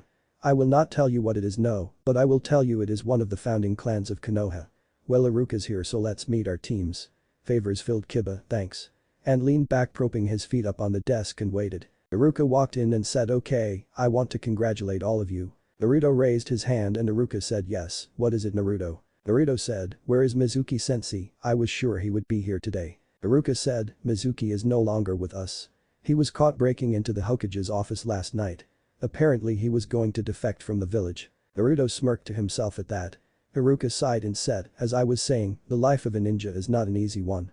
You will face many trials and some of you may not be ready for what is to come. Anyways, good luck." The teams are as follow: Team 7 Sasuke, Sakura and Sakura jumped up to say something but was stopped. Naruto said, "Sakura, stop insulting others. We need to work on our teamwork." Sakura shot him a glare and said, "I bet we are not even on the same team." Naruto said, "Team 7 Sasuke, Sakura and me under Sharingan Kakashi, Team 8 is Kiba, Shino and Hinata under Genjutsu Mistress Kurenai, Team 10 is Ino, Shikamaru and Choji under Knight of the Fire Lord Asuma. Am I right Iruka sensei?" Iruka looked at the list and said yes, but how? Naruto said, "Like I told everyone earlier, I saw the list when I was getting my ninja status finalized and had my picture taken." Iruka said, "Yes, well I may not like the fact that Naruto and Sakura interrupted me, but Naruto did finish my duties for me and also Sakura, I would have to say he also had a good point. You do need teamwork, so don't insult others who might be on your team. Well, one last time I would like to say good luck. Your senseis will be here shortly." Iruka turned to leave, but Naruto yelled, "Iruka. I have something for you." And tossed a scroll which Iruka caught and he said, "What is it?" Naruto said, "I noticed when I was walking through the village last night that you had a bunch of paperwork needing to be filled out. That's a jutsu that helps with paperwork. It has other things it can do but read the whole description and you will understand." Iruka nodded and opened it and read it with a big smile on his face and said, "That will save me a lot of time on paperwork. Thanks Naruto. Where did you learn it?" Naruto said, "I got it from one of my father's scrolls he left me and though it takes a lot of chakra, it will at least cut your paperwork time in half. Leaf ninja have to look out for one another. Right. If we did not then we would be no better than monsters and demons. After all, being kind is part of being human." Iruka paled for a second then smiled and said, "I was right Naruto, you are a good person. Thanks." And walked out the room. Sasuke said, "What was that jutsu you gave him?" "Dope." Naruto said, "I am not a dope, I am equal in status as you and anyone else in this room. We are all Leaf ninja now. All equal in ranks as genin. It does not matter what clan we are or who we are related to or what our last name is. In both battle and everyday life we need to look out for each other. We are family in that sense. As for what jutsu that is it's Kagebunshin." Shikamaru said, "You do know that's a jounin technique right?" Naruto said, "Yes I know but it's only that because of the chakra you need to use it. If you used it unwisely it could kill you. However just making one or two and not using it in battle should be safe for a chunin and each time he uses it will make it easier the next time." Sasuke said, "I don't need help. I am stronger than all of you anyways." Naruto said, "Then if me and anyone in this room got together you could defeat us." Sasuke said, "Easily. Naruto said, who do you think is the weakest person here, Sasuke? Sasuke said, probably you. Naruto said, pick someone to team up with me and I bet we could be you in less than a minute. Sasuke smirked and said Choji. Naruto smirked and said, who has a watch? Kiba said I do. Naruto said, you time us and tell us to begin. Choji, come here. Choji got up and came to Naruto and Naruto said, relax, we can beat him easily with teamwork. I want you to take Akunya and charge him. Don't worry about hitting him or anything. I will do the rest. Teamwork is the key to victory. Choji just nodded and looked at Kiba and said ready. Naruto also just shook his head and Sasuke got into a fighting stance and said, bring it. Kiba said begin. And Choji pulled out Akunya and charged Sasuke. Sasuke smirked and started to form hand seals only for something to grab his leg. He tried to move but could not and had to pull out Akunya to block Choji's strike. He was still not able to move his legs or see what was holding him while defending himself. Suddenly he felt Akunya on his neck. Naruto said time. Kiba looked at the watch and said 29 seconds. Naruto said, good job Choji. Teamwork can almost always stop a single enemy. And started to walk toward his seat. Sasuke looked down and did not see anything holding him and said, how did you hold me in place? Naruto said, I had a Kagebunshin hold you and since you could not stop defending against Choji to look and destroy the Kagebunshin, I simply walked around you and applied the finish to end the match. Sakura said, you used ninjutsu to beat him. That's cheating. Naruto said, we are ninja Sakura, we use everything we can to win. As for using ninjutsu, what do you think the hand seals he was doing would have been? An enemy will not always allow you to form hand seals, so you have to know other things to win. If you notice I never used a hand sign. It's not because it's a sealless jutsu. It's because I have mastered it to a point where I don't need the seals. Look underneath Sakura. If that would have been an actual battle, Sasuke would be dead and we would have cut his eyes out and sold them to another village. Everyone was stunned and Sakura said, you would do that? Naruto said, if I was an enemy then yes. You can ask Hinata up there about it. The Cloud Village already tried to do that when she was 4 years old. An enemy does not care who you are or where you were in the class, whether you are the rookie of the year or the dead last. All they care about is killing you and completing fire mission to get paid. All any of our lives is worth is how much someone is willing to pay to kill us. Remember that. And he sat down. Clapping could be heard and everyone turned and saw a woman with red eyes and a man smoking a cigarette and the man said, Hess right about everything he said. My name is Asuma and this is Kurenai. Teammate in 10 come on. And he started to leave. Both teams got up to leave and Naruto said Kiba, don't forget the favor. Kiba said, I won't but we are going to have to spar sometime. Naruto said sure. Good luck. As they walked out. Finally it was only team 7. Naruto sighed and created 10 Kagebunshin and had them start running up and down the walls. Sakura and Sasuke saw this and were in awe. Sakura said why and how are you doing that Naruto? Naruto said anything a Kagebunshin learns so does the original when dispelled. Kakashi is always late so I decided to do some chakra control exercise. This one is based on tree climbing. Sasuke said everyone knows how to climb trees dope. Sakura said I already have perfect chakra control. Naruto threw 2 kunyas into the wall and walked up the wall and walked around the 2 kunyas and started standing on them with his index finger while he was doing push-ups with his legs in an Indian style upside down. The 2 sweat dropped as he did this with his eyes closed. Sasuke began brooding and Sakura tried to get him to give her a date. He ignored her and she would shoot glances at Naruto who was still doing his exercise. Meanwhile Kiba was following his team and team 10 out of the building when he said, Kurenai sensei. I was asked to give this to you. Holding up the scroll. Everyone stopped and Kurenai got it and said, what is this Kiba? Kiba said, I really don't know myself. Naruto said he was asked to give that to you from someone who had the last name starting with K and it was an apology or something. He said he saw where our teams were divided up and asked me to deliver it since he did not think he would be able to. Kurenai shot a look at Asuma who just shrugged his shoulders. Kurenai sighed and opened the scroll and when she did a box of chocolates and 2 dozen jasmines with a blue fox holding a card. Kurenai blushed and opened the card and read it. Sensei, I wish to apologize for embarrassing you in the Hokage's office last night. Even though I may have had a life with you before, it is not always the same. Each event in life depicts who and what we are. I may only know you a day of 100s of lifetimes, but I will never know everything about you. I am sorry if I overstepped my bounds and I hope we can still have a relationship. Whether it is as co-workers, friends or whatever, I will respect your wishes. Sincerely yours Kazama. Kurenai blushed as she read it and smelled the flowers and said Kiba, thank you for delivering this for me and I will also thank Naruto when I get a chance. We have other things to worry about now. Asuma said, from your friend from last night. Kurenai nodded and said yes, I must thank him personally. Asuma nodded and said Anko figure out where he lives yet. Kurenai said, you heard any explosions yet? Asuma said, I take that as a no. Maybe I should talk to him. Kurenai said, you will do no such thing. Asuma said, but what about us? Kurenai said, right now there is no us. And there is no me and him either. I am not saying there won't be, but I want to know him some first. Jealousy does not suit you, Asuma. Asuma said, he is what 8 years younger than him. Kurenai said, I am 4 years younger than you and I am old enough to make a decision about this myself. Besides, age does not really count in his case. Besides, his eyes are my favorite color. Asuma sighed and said, I guess you're right. Just promise me to take it slowly. Kurenai said, Asuma, I did not know you cared. Asuma said, women. Can't live with them and can't take Akunya away from them. Kiba said, who are you both talking about? Asuma said, probably the strongest ninja in the village. Ino said, the Hokage. Kurenai said, no, not him. Anyways, let's get our team meetings out of the way and get the testing done also. Everyone looked confused as they broke into individual teams. Back with Team 7, Naruto sneezes. Sakura looks at the clock on the wall and said, how late is this Kakashi going to be? Naruto said, how long has it been so far? Still with his eyes closed doing his exercise. Sakura said 2 hours. Why? Naruto said, about another hour. Sasuke said, how do you know this Kakashi? Naruto said, when I found out who were on which teams I learned everything I could about them. Kakashi is quite famous. Sasuke said, did you call him Sharingan Kakashi? Naruto said, he has a Sharingan in one of his eyes and no he is not an Uchiha. It was implanted after he lost his eye. I don't know how or from who but he has one. He is said to have copied over 1000 jutsu. We could only hope he teaches us some of them.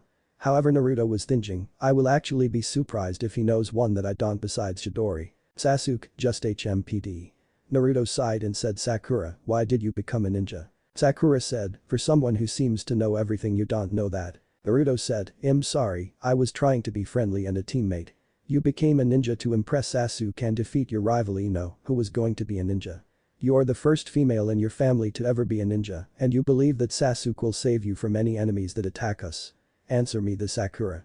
We get attacked by 20 enemies. I am fighting 5 ninja, Kakashi is fighting 5 ninja, Sasuke is fighting 5 ninja who are at least Chunin or higher in rank. Who is going to fight the last 5 enemies? Sakura said, that won't happen until we get stronger so I don't have to worry about that. Naruto said, in the past 10 years over 60 genin have died thinking the same thing, Sakura. Are you sure you want to bet your life on that belief or would you rather take the time to actually try and improve your skills? You might even be able to show Sasuke you are stronger than he thinks you are and then he might date you. Not showing any emotions though he hated using a girl's lust for the traitor. Sakura sat quietly thinking what Naruto had just said. Naruto was quiet for a moment and said, what the hell? And jumped off the wall landing on his feet and looking at the door. Both Sasuke and Sakura looked at him and Sakura said, what? Naruto said, Hess early. And just then the door opened and Kakashi walked in. Naruto said, you're not late. Kakashi smiled and Sakura said, yes he is. Hess 2 hours late. Naruto looked at her and said, never mind. So what are your first impressions of us? Walking to the wall taking out the 2 kunyas. Kakashi smiled and said, my first impression is. I hate you. Smiling behind his mask. Kakashi said, meet on the roof.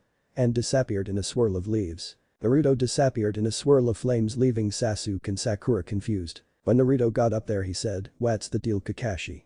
You're never early unless someone threatens you. Kakashi said, leave Akage Bunshin and go see the Hokage. Naruto nodded and created one and left to the Hokage office. When Naruto arrived in a swirl of flames in the Hokage office, the sight that greeted him was not what he expected. No, far from it. Naruto looked at the people there and said, pardon the interruption, Hokage-sama, Kazuki-sama. Kakashi sensei said you needed my presence. The third smiled at the display of respect and said, yes Naruto-san, the Kazuki has come today to discuss the arrangements of the alliance. Naruto nodded and said, I understand sir, what is it you need of me sir? Bowing at the 2 cages. The Kazuki said, I have heard some interesting things about you Naruto-san, but I was not told what I truly wanted to know, so perhaps since the third stated that only you could answer my question as the current head of your clan, even though you are yet of age you have to distribute the info. Naruto nodded and said, I suppose I would be honored to answer what I can without revealing clan secrets. I request that since you obviously have many questions and it will take time to answer as we drop the formalities of positions for the time being, and since I don't like to repeat myself, I also request that your 3 children who are outside in the lobby be allowed to listen and seeing if everything goes as I believe they will have access to my clan knowledge as well. The Kazuki looked at Naruto and said, I have no problem with dropping the formality, but I do request how you knew my 3 children were here. Naruto said simple, I have enhanced senses and can detect the family trait in yourself and the 3 in the lobby. The Kazuki nodded and said, allow me to get them. and walked outside to the lobby, closing the door. When he was gone, Naruto said, "Quick, did you say I requested it or you requested the marriage?" The third said, "I did. Why?" Naruto was about to speak when the door opened and in walked the Kazekage, followed by two boys and a girl. The Kazekage said, "Hikage-sama, Naruto-san, I would like to introduce my children. My eldest child Temari, Kankuro and Gaara." Each bowing except Gaara. Naruto walked over and said, "It's a pleasure to meet you all." And kissed Emra's hand and then shook Kankuro's, and Naruto turned to Gaara and the Kazekage and Temari and Kankuro tried to stop him, but Naruto surprised them all and hugged Gaara. Temari said, "How?" Naruto said, "Shukaku can't hurt me. My bloodline stops the demon inside of him." Turning to look at the Kazekage and the Sansibs. The Kazekage paled and said, "How do you know this and what is your bloodline?" Naruto walked to the window and sat down looking at them and said, "Perhaps I should tell you my name and who I really am so that we can get things off on the right foot. My real name is Naruto Kazama, son of Arashi Kazama. As for what bloodline I have the bloodline of the first Hokage, as I am also one of his descendants. For my own safety I had my real name hidden until I was able to protect myself, which I currently can, but I won't take my real name until the day of my marriage. The name I go by now is Naruto Uzumaki." Kankuro said, "That still does not explain how you knew about Gaara." Naruto said, "Quick history lesson, boys and lovely lady. What was the event of the Yondaime Hokage, my father's death?" The Kazekage thought for a moment and said, "The Kyuubi attack." Naruto said, "Based on your own experience from your son there, think about what you actually know and what is public knowledge." The Kazekage thought for a moment and looked at Naruto, who said, "I believe you understand now." The Kazekage said, "He sealed it inside you, didn't he?" Naruto said, "Correct, but the story does not end there. Because of my family bloodline I was able to absorb it all. I should also tell you whoever did his sealing was an idiot. Gaara will die in less than 10 years unless someone fixes his seal. I could do it if you would like." The Kazekage said, "How can you claim that his seal is going to kill him in less than 10 years if you did not see it?" Naruto said, "When I hugged Gaara his armor of sand parted at the seal enough for me to see it. Being a seal master myself, vacuous of fear from Kyuubi, I can make or break seals better than almost anyone in the 5 shinobi countries." Temari said, "Why should we trust you?" Naruto said, "Simple, I know the pain of loneliness having a demon sealed into you can cause. I don't wish that on anyone. If I can make his life better then I have to offer. Especially on the chance we might be family soon." The Kazekage said, "If you fixed his seal what would happen?" Naruto said, "You have 2 options. He has a simple 3-star seal on it with a berserker seal over it. I can either put another 3-star seal on it, but Gaara would still suffer from the mental trauma of Shukaku and the berserker seal, or I could put on 2 4-star seals, which would shut the raccoon up and allow Gaara to sleep. He would still have his ability to use sand and it could pass down to his children, but he would have to work on his control for about a month, but it might actually be better than it is now to get it back up to speed. Both options have benefits and setbacks. Either he still can't sleep and has his normal control, but be in a state of insanity the longer it goes, or he can sleep and become calmer, but he would have to work on his control. Your choice, but I would do it within the next year or the seal may degrade to a point where you will eventually have to seal all of his powers or release the demon and Gaara dies." Temari looked at her brother and then the Kazekage said, "What guarantees can you provide that you can do this?" Naruto said, "If I can't deliver what I promise I will submit my life to your family." The third, who had remained quiet up to this point, said, "Naruto, you can't do that.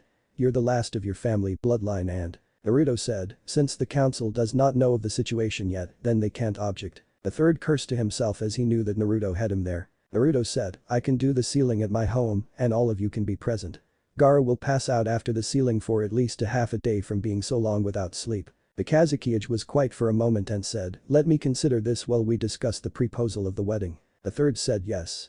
That would be best." The Kazekage said, "We were promised in exchange for this, then we would receive 10 A rank jutsu, 15 B rank jutsu and 20 C rank jutsu, as well as a percentage of missions." The third said, "Yes, that is what was agreed on, but the percentage of missions and the exact details of the wedding have yet to be decided." The Kazekage said, "I request 20% of all mission pays for the next 5 years." Naruto said, "Pardon the interruption, but I have a better proposal that would be beneficial to all parties involved." Everyone looked at him and the Kazekage said, "Proceed then." Naruto said, "Before I give my proposal I would like just an estimated guess to a question answered by you, Kazekage." The Kazekage said, "Very well, if I can." Naruto said, "What would the average of total yearly pay be for the village of Suna for the last 3 years?" The Kazekage said, "That is sensitive information." Naruto said, "I understand. Allow me to rephrase my question, is it less than $1.5 million a year?" The Kazekage said, "Perhaps more or less." Naruto said, "Fair enough, I respect your secrecy of the info. Here is my offer. I am willing to pay 1.5 million to Suna for the next 5 years out of my own money, plus a total of 10 jutsu only as an agreement.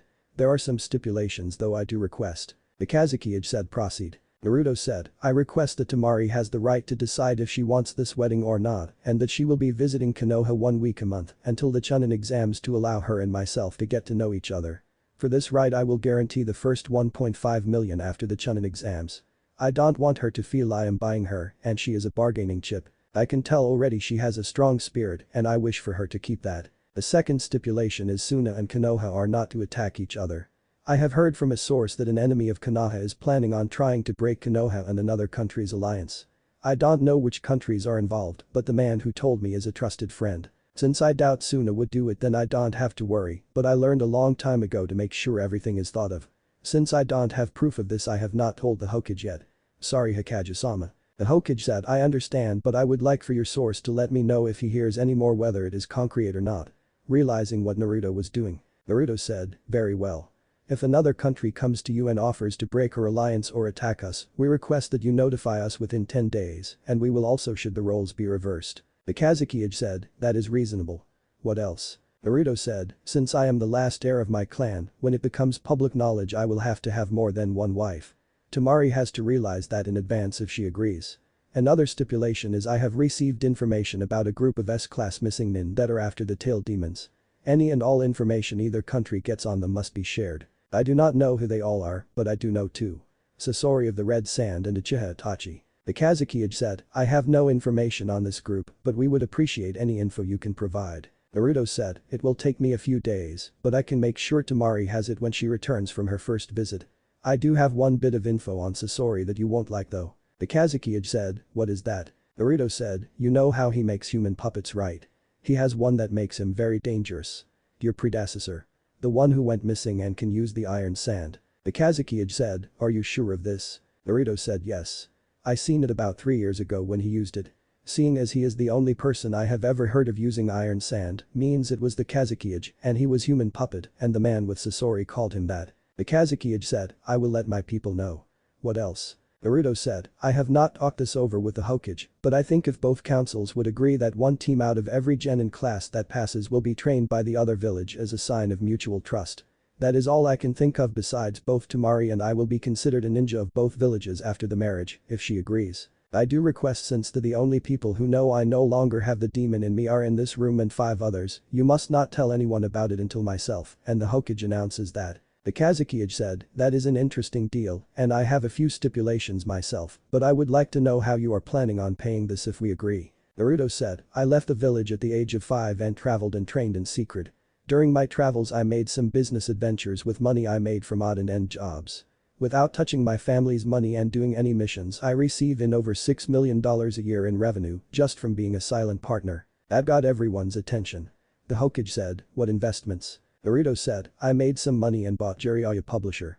He does not know it. The third paled and said, you bought that publisher. The Kazuki said, what publisher? The third pulled out a book and tossed it to the Kazuki who looked at it and said, are you shitting me? Naruto said nope. Anyways, do we have a deal? Assertion Breedy Uchiha will probably kill my teammate before I get back and we just were assigned teams today. Actually never mind, the meeting just ended. Everyone looked at him and he said, I left a Kajibunshin, so I did not miss anything with my team. The Kazuki said, may I have a word with my children in private? Naruto nodded and said, my offer to fix Gaara's seal is good whether you accept the deal or not. And he walked over to the Hokage. The Hokage said, the room to your right is a private conference room I sometimes use. You can go in there and talk. The Kazuki nodded and walked into the room and his 3 kids followed. When the door closed, the Hokage whispered, what were you thinking, Naruto, telling him so much? Naruto said, when I showed them I could get through Gaara's sand defense without being killed, I scared them. The sand should have killed me, but it did not. As for what I said about the plant, you and me both know it is a lie, and the real reason Kyuubi is gone is a lie. As for the jutsu being promised, none of them are leaf jutsu, so nobody can say anything about that, and because of a deal Kyuubi taught me I have more money in dimensional storage than I can ever hope to use. I really do own the publisher and a few other things, but that is to legitimize all the money I have. I laid a careful trap. If he accepts the deal a few weeks from now, he will either come and tell us about Orochimaru or he will betray us. Gaara will do anything to shut that damn raccoon up, even kill his father if he gets in the way. I did not give enough info for them to know we know anything and gave him a way to save his village. It's time to see if he deserves to be cage. The third sighed and said, I wish you would talk this over with me before you do this. I am a cage after all. Also, what's this about showing them your home? Naruto said, I have built a safe house I can use and was going to show them it. My real house no one can find unless they know where to look. Just then the door opened and Asuma walked in along with Kakashi and Kurenai and a bruised-looking Anko. Naruto looked at her and said, tried to find my house huh? Anko said, shut up Gaki. I should have known you had traps set up in there to protect you house. The voice from behind the Jounin said, yes you should. A kid as talented as Naruto here should be able to come up with some interesting traps being a seal master and all. The Jounins turned and saw the Kazekage with his arms crossed. A girl a little older than Naruto with a fan on her back looking pissed. A boy with makeup looking at his brother and father and a red-headed boy who looked to be straining. Naruto bowed and was panting a little like he ran for miles and said Kazekage-sama. Allow me to introduce some of the Leaf's finest. Ada Kakashi, Yuuhi Kurenai, Mitarashi Anko and Asuma Sarutobi. This is the Kazekage and his family Temari, Kankuro and Gaara. The Jounins bowed and Naruto said, these are the 4 of the 5 I told you who knew about me no longer possessing Kyuubi. I trust them each with my life and trust. The Jounins could not help but feel a little respect from what Naruto said, but did not show it with who was in the room. Also the fact he was acting tired had them worried. The fact the red-headed boy was also panting was something they were worried about. The Kazekage nodded and said, I have discussed it with my family and we are very interested in your proposal. I request that Temari visit 1 week every 2 months since the Chunin exams are only 5 months away and her brothers both need to prepare. When she returns she will be with her brothers this time so you can fix that problem. Also you should know that I agree to your secret except if you make it to the finals of the exam, you must use your true name. I want my daughter's suitor to be known for who he is, not a lie. Naruto said I understand and agree, but my true name must remain a secret until that time. If Temari decides she is in favor of this, then she is the one who will announce it first as not to bind her to this deal, should she not wish this. The Kazekage said fine. Until we meet Ajin. A pleasure as always Hokage. And he walked out the door followed by his children. Naruto waited till they left the room and fell to his knees. Everyone gasped or called out his name. Naruto was panting and after a moment finally stood up. The Hokage asked what happened. Naruto said, damn raccoon and that fucking bastard. Asuma said, what do you mean? Naruto said, the red-head boy. Hess the vessel of the raccoon demon Shukaku. Even with Gaara fighting it he was wanting to kill us all back there. I was having to channel energy into this room to keep the Kazekage from figuring out there is a limit to how I can control the demon. I could not remove the blockers I have on without having half the village bursting in here. I bet the fucking bastard actually had Gaara releasing the demon some to test me. That's why I was panting. Kakashi said, what exactly was that about? Naruto sat in a chair and said, when I first came back I asked the old man here to arrange a political marriage with the Kazekage's daughter and me. I never intend to force her into it, that's why I made those stipulations where it would be by her choice. When they arrived today I had a plan set up in case something like this comes, so I already knew what I was going to say. I bribed the bastard. Pure and simple. The Hokage said, let's not forget you intimidated him and also hinted we knew about someone wanting to break relations with us and our allies somewhat. Also your making yourself a slave was quite an act. Anko and Kurenai said, what? Naruto said, the bastard is afraid of losing his village's secret weapon. Sure the side of him that is a father would like to fix Gaara's problem, but the asshole never was a good father, so I offered him something to tempt his ego. The only person who has the power of a demon. Should the sealing go wrong then he would still have his so-called weapon. The third said, are you sure you can do the sealing? Naruto said, have before. I know enough about sealing to be a seal master. I lived enough times I can make the seal that held Kyuubi look weak if I wanted to. That made everyone pale at the Pasabalites. Naruto looked at Kakashi and said, did you really have to call me that during the team meeting? Kakashi looked up from his book and said yes, it's not like you can do anything to get even with me though. Anko said, what'd he call you Gaki? Naruto said bleach blonde dead last.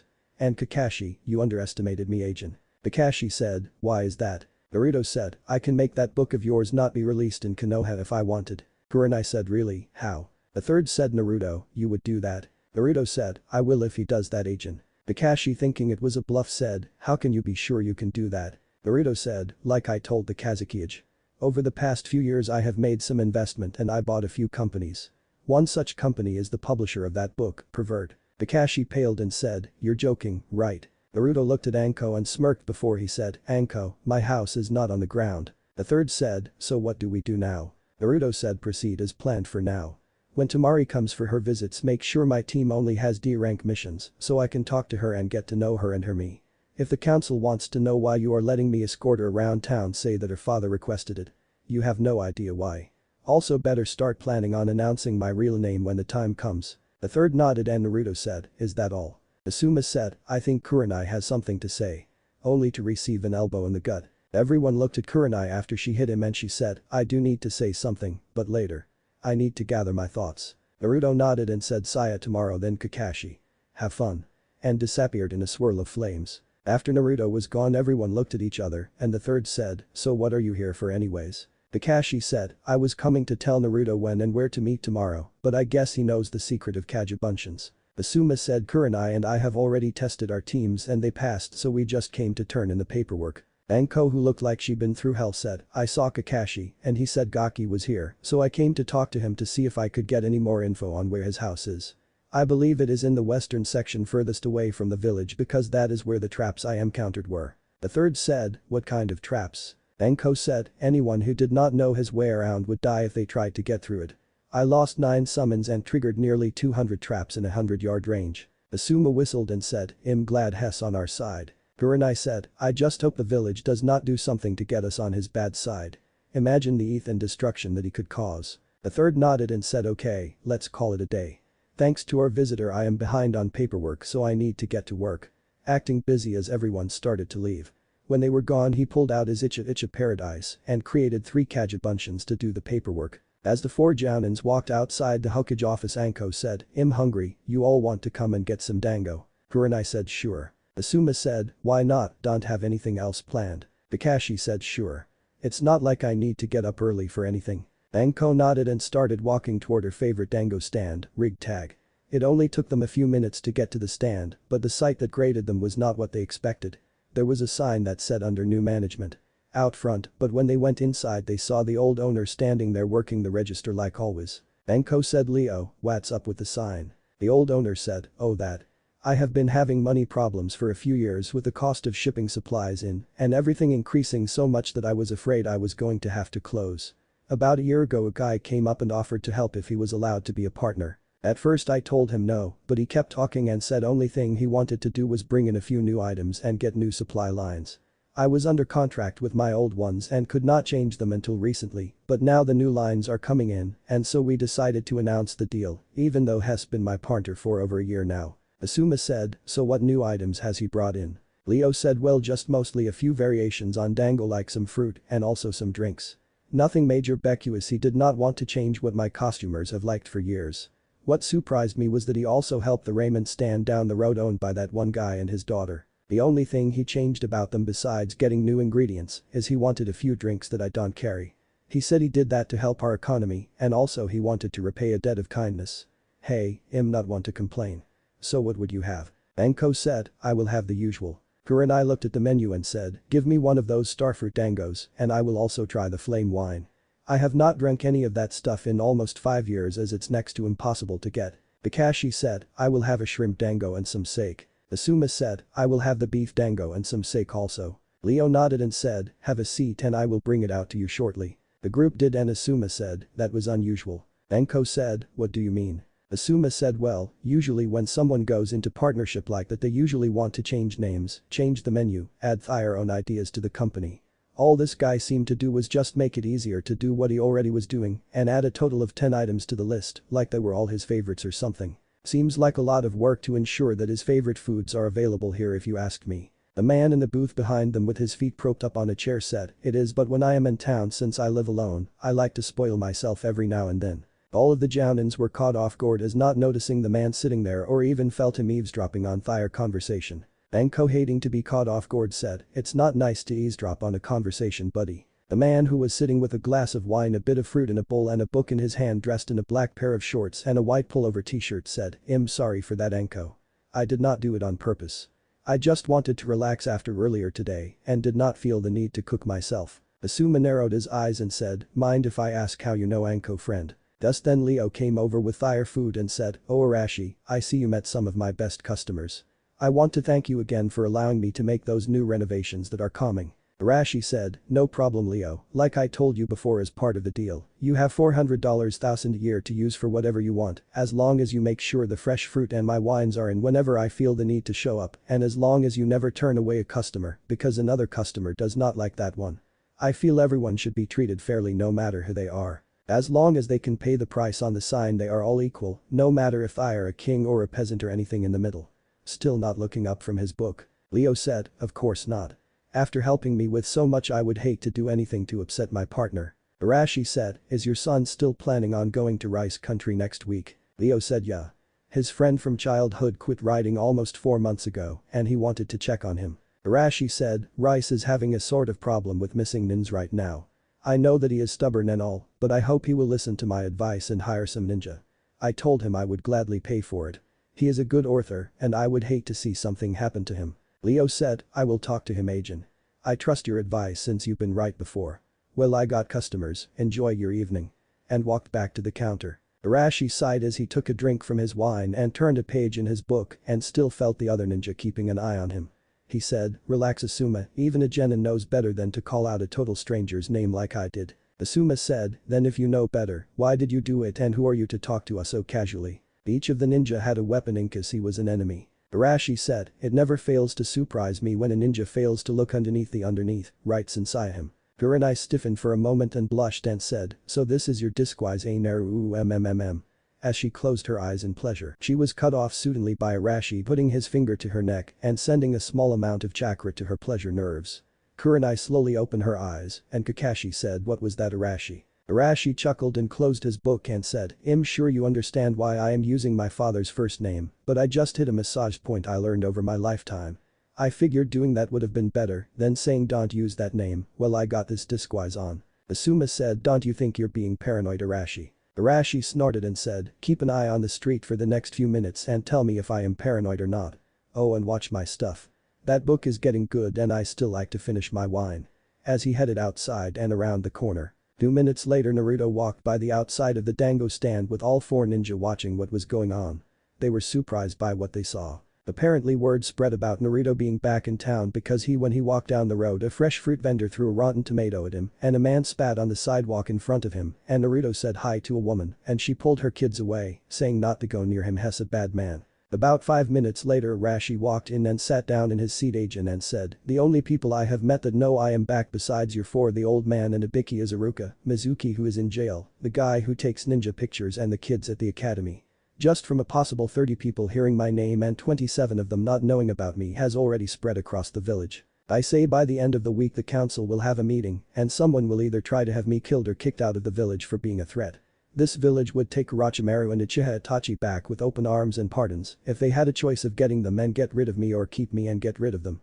He grabbed his book and finished his glass of wine. He turned and said, enjoy your meals. Don't worry Kakashi. I won't tell the other 2 the hidden reason behind the bell test tomorrow. The upset chicken-headed insignificant hard-ass will probably want to test his strength against me in a fight and the pink harpy will think Sasuke's the best and will save her from anything, so I won't really care about showing any real skills during the test, but I will try to be a team player. I enjoyed the conversation with you all and hope we can do it agent sometimes. It's nice to relax with people you trust. Enko said, question Gaki, how come you call her sensei him but never call me any type of affection? Arashi said simple Enko. I promised you in my past I would never call you those until I killed the Heba team. I keep my promises. Besides, you won't let any guy get truly close to you until you know that thing on your shoulder will never affect you agent. That reminds me. After the exams I will remove yours agent. Saya as he started to walk to the door. Enko screamed wait. Everyone in the restaurant looked at her. Luckily the owner, Arashi, and the 3 other jounins were all that was in there. Naruto turned and walked back over and said yes. Enko said, you can remove it. Naruto said, level 1 I can but only if the host truly wants it. For you I can but with his pow every one of the jounins who were looking at him a moment ago, listening now heard a low growl and saw his eyes flash red for a moment freaking them for a moment. They looked at him and saw his eyes narrow and looked out on the street to see what he was upset about. They saw a black hair boy talking with a gray-haired boy with glasses. Kurenai said, what's wrong? Naruto watched the boys outside in silence a few moments and saw the black-haired boy hand the gray-haired one a folder. Naruto whispered motherfucking traitor. Kakashi nodded to the others and put his hands on Naruto's shoulder and they all leave Shushin to the Hokage's office. When they got there Kakashi saw only the Hokage there and said Naruto, what was that about? A third saw them arrived and after hearing Kakashi call the man Naruto figured it was a henge and listened as Naruto said, I knew there was a connection but never could prove it. That is how he got all our info. The third said, what Naruto? Naruto walked over and powered a Rasengan and destroying a target dummy in the corner, surprising the others by both the Rasengan and the speed and display he made and said, that gray-haired boy was Kabuto, Orochimaru's right-hand man and spy. He is stronger and more dangerous than you Kakashi, so don't underestimate him when the time comes. He can regenerate from near death, so make sure you destroy his body. The other boy you all saw was Sai. With venom in his voice. Naruto closed his eyes because he is feeling his rage building. Asuma said, what's so special about that Sai kid? Naruto said, he is a member of Rude and Danzo's son. Silence filled the room at that. Naruto said, I knew there was a connection there but never could find it. I need to calm down before I go out and kill them both. Walking over and sitting on the windowsill. The third said, what happened? Asuma said, we ran into Naruto in his disguise he has on at the Dango shop. Naruto was just explaining how he was going to remove Anko's curse seal when he saw those two men. We saw his eyes change color and became concerned when he ignored us and we saw the two men talk and one pass a package to the other. We brought him here to find out what that was all about and to calm him down. Naruto sighed and said, I want to thank you all. Even with all my experience I still act on impulse sometimes. I was not expecting to see that. I guess you Kakashi will be the only teammate I have that won't betray me. Kakashi said, what do you mean Naruto? Naruto said, Sasuke will try to kill me when he defects. After Sasuke defects me and Sakura get specialized training. Me under Jiraiya and Sakura under Tsunade. The lifetimes that those events happen we get a special mission to retrieve Sasuke. You are unable to because of injuries, so Yamato replaces you as our sensei and Sai replaces Sasuke. Now I find out Sai is working with Orochimaru pisses me off. As for what I mean by Sakura. If I show any skill Sasuke wants he will promise her a date if he can't get me or you to tell him and use her as his personal spy to look around my home or try and get me to tell. Sorry, I learned from my mistakes. Kurenai said, are you sure you're not jumping to conclusions Naruto about this Sai guy? Naruto said, old man, you know Sai right? The third said, I have met him before yes, why? Naruto said, what was his personality like? The third said, I don't understand. Naruto sighed still in his Arashi henge and said, Danzo groomed Sai since the day he could remember to be his personal servant. He forced Sai to become socially isolated. He has no emotions at all. He won't talk to anyone because he does not know how to. All he knows is how to kill and do whatever Danzo tells him. If he says to kill yourself with a smile on and cry at the same time he will. He does not know how to think for himself. Do you see what I am trying to say? There is no way he would be on the street talking with someone unless Danzo told him to. He can't even leave Root headquarters without Danzo okay. The third sighed and said, that is what I was afraid of when he wanted you to be a secret weapon for the village all those years ago. Just then the door opened up and the secretary said, sorry to bother you Hokage-sama, but Hyuga Heish is here to see you. The third said, send him in. But notice Naruto had disappeared but the others were still there and the training dummy was back in place aged and undamaged. Heish walked in and the third said, to what do I owe the pleasure Heish? Heish looked at the four in the room and said, this is concerning something I heard today and might be discussed in private. The third said, I believe I already know why you are here Heish but go ahead. I need to finish talking with them after this anyway so go ahead. Heish said, very well. I have received reports that Naruto Uzumaki is back. The third said yes what of it? Heish said, I also heard he is now a ninja of this village. Am I correct? The third said yes. Why are you here Heish? Surely you are not just here to learn if a few rumors are true. Heish said, certainly not. I was notified by several other council members and they want to know why that child has returned and why he was allowed to be a ninja. They are also demanding to know where the child has been for these years. I came here to ascertain the truth of this. The third said, and what do you plan to do Heish? Heish said, that demon is too dangerous to allow back in this village. If he is not removed from this village the council will have no choice but to remove you and have a new Hokage named. Naruto dropped the disguise in the corner and said, actually Heish the council would be overstepping its boundaries if it tried to remove me. Heish was surprised that he had not sensed the boy in the corner but hid it and said, why is that boy? Naruto said, oh it's boy now. At least you're smart enough not to break the third's law while I am officially here in the office. Very well I will tell you why the council can't. The laws of this village are on my side this time. Hyuga-san. Heish said, you will do well to show respect to your superiors. Naruto said, I did seeing as I am a clan head myself and also a council member. This got everyone's attention not knowing what he meant. Heish smirked and said, really now boy. What makes you think you have either of those rights? Naruto smirked himself and said, allow me to show you. And he walked to the picture of the yondaime and cut his finger and put the blood on the picture and it morphed into an open safe. Hish was surprised along with everyone else and Naruto reached in and pulled out a scroll and said, this is the proof I need Hish. And tossed him a scroll. Hish opened it and paled at what he read. Hish said, there must be a mistake. Naruto said nope. The blood seal on the safe is proof and if my grandmother comes to the village then all it would take is a simple blue dust. The third said, what exactly does it say Hish? Naruto said, go ahead, I don't mind. I have my copy of that anyways so if someone were to destroy it, I still have proof. Hish handed the scroll to the third and after thinking for a moment said, that proves you're a clan head. That does not make you a council member though. Naruto said actually. You're right. I actually have 4 council seats. Hish narrowed his eyes and said, what do you mean? Naruto said, I have my father's seat based on the laws of Konoha's charter state that all Kage's living or deceased closest living relative is automatically given a seat on the council forever. Second, I have my family seat since my family was one of the original clans of Konoha like yours, so that is my second seat. My third seat is mine because of my grandfather's family and because he is not here in the village and I am the only blood relation of his family in the village I have his seat. The third said I know Tsunade is your grandmother, but who is your grandfather? Hish said yes I would also like to know that. Naruto said Kakashi is reading his book right now. Everyone turned and saw a copy of Icha Icha Paradise fall to the ground. Kakashi said, you hate me don't you? Naruto smirked and said yeep. Not only do I own the publishing company for those books, but my grandfather writes them.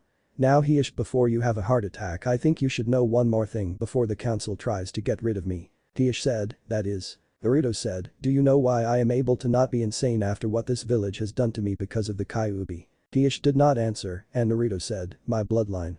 I have the bloodline to control demons just like the first Hokage.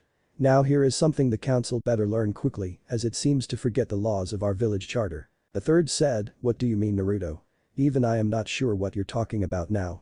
Naruto said, as stated by the charter of this village. Any founding family member of Konoha that is from a founding clan has not only free travel to come and leave as they please, but also any structures or resources built on the lands that were divided among the original clans are always owned by those clans and cannot be taken away, given or sold by anyone. They will remain owners of those lands and any buildings or resources of those lands for as long as the village of Konoha stands and cannot be taken by the council, future Hokage, or any other person or persons of power. Hish said, what exactly are you getting at? Naruto said Hokage-sama, can you bring out the map of the current village of Konoha while I grab something out of the safe? The Hokage nodded and grabbed the map and Naruto walked back with an old scroll and opened it and said, notice anything? As the scroll showed a map of the original Konoha. The Suma looked on and said, my god. As everyone looked. Hish said, that can't be right. Naruto said, when I first saw it myself I checked with the map in the archives and they are identical. My family owns everything from the Hokage monument to the current south walls of the village. The Hyuga and Uchiha own everything from the academy to Thayer compound. The third's clan owns what they still own as do the other clans. The reason my clan lands are like this is because we were the first to allow others besides clans to move in and gave them homesteader rights. Even thought the village has prospered and everything, the law is the law. My family as seeing as Tsunade and myself are the last 2 of our clan, own the entire village of Konoha, from the boundary of the academy to the south wall north to the Hokage monument, which means that every building including the Hokage tower, hospital, stores, restaurants and homes are mine. The council cannot get rid of me. Oh and just one more thing Hish. Look at my body with your bloodline.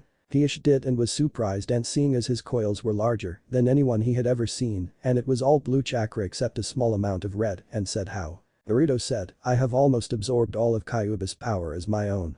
As far as the council should care by the time I'm 16, it will be dead if not sooner. I'm sure you don't want to call me demon again do you Hyuga, especially with the power you can see is at my disposal to either defend this villages as I plan to like my family has or if the village wishes to make me an enemy. Hish said, I have a lot to consider. Trying to figure the best way to use this to his advantage. If what Naruto said is true then he has Konoha by the balls. Naruto sighed and said Hish, I may not like you and you may not like me, but I have a proposition for you I think you might actually like. Hish said, what's that? Naruto said, how would you like to be rid of the Kagesial on your family forever while still able to secure your bloodline? This got everyone's attention and Hish said, what do you mean? Naruto said, nobody knows my true skills because I left the village to train. During that time I have become a seal master of sorts. In fact my skills helped me speed up the process to kill Kyuubi. After I become Chunin I plan to go for my Jounin status right after and my Seal Master certifications. I have designed a seal after I heard the detail of what happened with Cloud and your brother. Hish narrowed his eyes and Naruto said, I know the entire truth. Hish and Neji and Hinata, both I feel lost on that deal. It's for them that I made a seal that would still seal the bloodline at death, but would make it where you could put it on everyone and not on their foreheads, but over their hearts. If you would like I can have Hinata bring them by sometime this coming week and let you have your own experts look at them. I also can remove the cage seal if you want. The only real difference is the seal won't be able to torture a branch member like your current seal does. But if everyone has one then you don't need a branch family, but that's your clan. I just thought I would try and make peace with your clan and mine. I plan to restore my clan, and I don't want my children to have to deal with any animosity if I can help it. Hish said, before I decide on anything I would like to know how you know about the incident and what exactly you know. Naruto said, while I was traveling I met a missing nin from Cloud. He told me about how he was supposed to meet the man you killed and help bring Hinata back. He did not know I was from here at the time because I was hinged into a missing Miss Nin. He told me about how they discovered the switch but was too late to object and how he was supposed to be killed because of his failure. I killed him and turned him in for the bounty Cloud had on him. Anyways after that I went to Cloud and turned in a bounty on the man, and while I was there I broke into the record office and found out more info. Apparently they found out your brother took your place to save your life. I also found out that they had help from a Hyuga named Hiri in getting the details of your family home. Hish narrowed his eyes and said, do you have any proof of this? Naruto said, all I got is that the mission scroll the Cloud nin I killed had on him. He was supposed to destroy it but used it as a bargaining chip to keep Cloud from sending hunters after him. It detailed when and where to meet Hiri and what he was supposed to deliver for the info. Everyone in the room was stunned at this and Hish dropped his emotionless mask and said, if you do have that I will make you a deal. Naruto said, give me about 5 minutes and I will be back. And flames shushing away. Hish looked at the third and said, did you know this? The third said no. Only thing I know for sure is Naruto found out who his family is and then said he was leaving to train. He is back now but almost everything from the time he left to when he got back I know nothing about. I will tell you this. What he has told me is true. Just then a flame Shushin appeared and Naruto had a scroll and looked at Kakashi and said, Sharingan can't copy it. I mix my wind affinity with the demon Charka to cause the effect. He then walked over to Hish and handed the scroll and said, here you are. Hish opened it and began to read it and said, I can't believe he would do that. Naruto said, I believe it. From what I can tell he is one of your council members in your clan. His father was going to be named clan head but yours was instead and I guess he has a grudge. Am I right about him being on your council? Hish nodded and said yes. Naruto said well, what is this deal you spoke of? Hish said, I will support your position as the current clan head and backing on the council. I will also agree to help with anything you need to restore your clan if I am able to. Naruto said, money is not an issue and I want to state this now Hish. I am not interested in arranged marriage with your daughters. It's not that I don't like them or anything. It just I want my marriages to any woman to be love. I have an arrangement in the works, but I have already told all party involved that it has to be love and not responsibility. I will still have Hinata deliver the seal to you sometime in the next week. I do have a small request. I know that Neji is your nephew and his hate for the main house is clouding his judgment. Could you reveal the truth before the Chunin exams? I fear if he and Hinata somehow met he might use that forum to avenge his father. Hish said, I will do as you asked. I do request that when your future weddings are I am invited, though I do have one question. Do you know who your mother is? Naruto said, for now no. I am hoping to meet and convince Tsunade to return to Konoha and if she does I will try to talk her into doing a blood test on all records in Konoha archives to see if she can tell me who it is since she does not know about me yet. Hish said, what do you mean? Naruto said, when Tsunade had my father the village was at war. She hid him in the orphanage to protect him from her enemies. My father did not know about her being his mother until he became Hokage and performed the same request I am going to ask of Tsunade. Since until I returned from my training trip the only person who knew I was Arashi's son was the third I am using it to my advantage to get everything set up for my clan's return to Konoha. However I do still have laws to protect me should the council try anything to stop me or my clan. Hish said, if I may ask, how do you know the laws of this village so well? Naruto said, I have an almost photographic memory and can read the entire Konoha library in one day with a jutsu I know.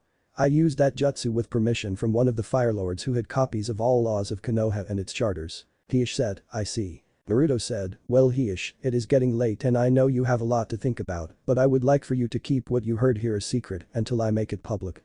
I don't want to cause a riot seeing as I am considered a demon of the village instead of the hero my father wanted. Have a good evening everyone.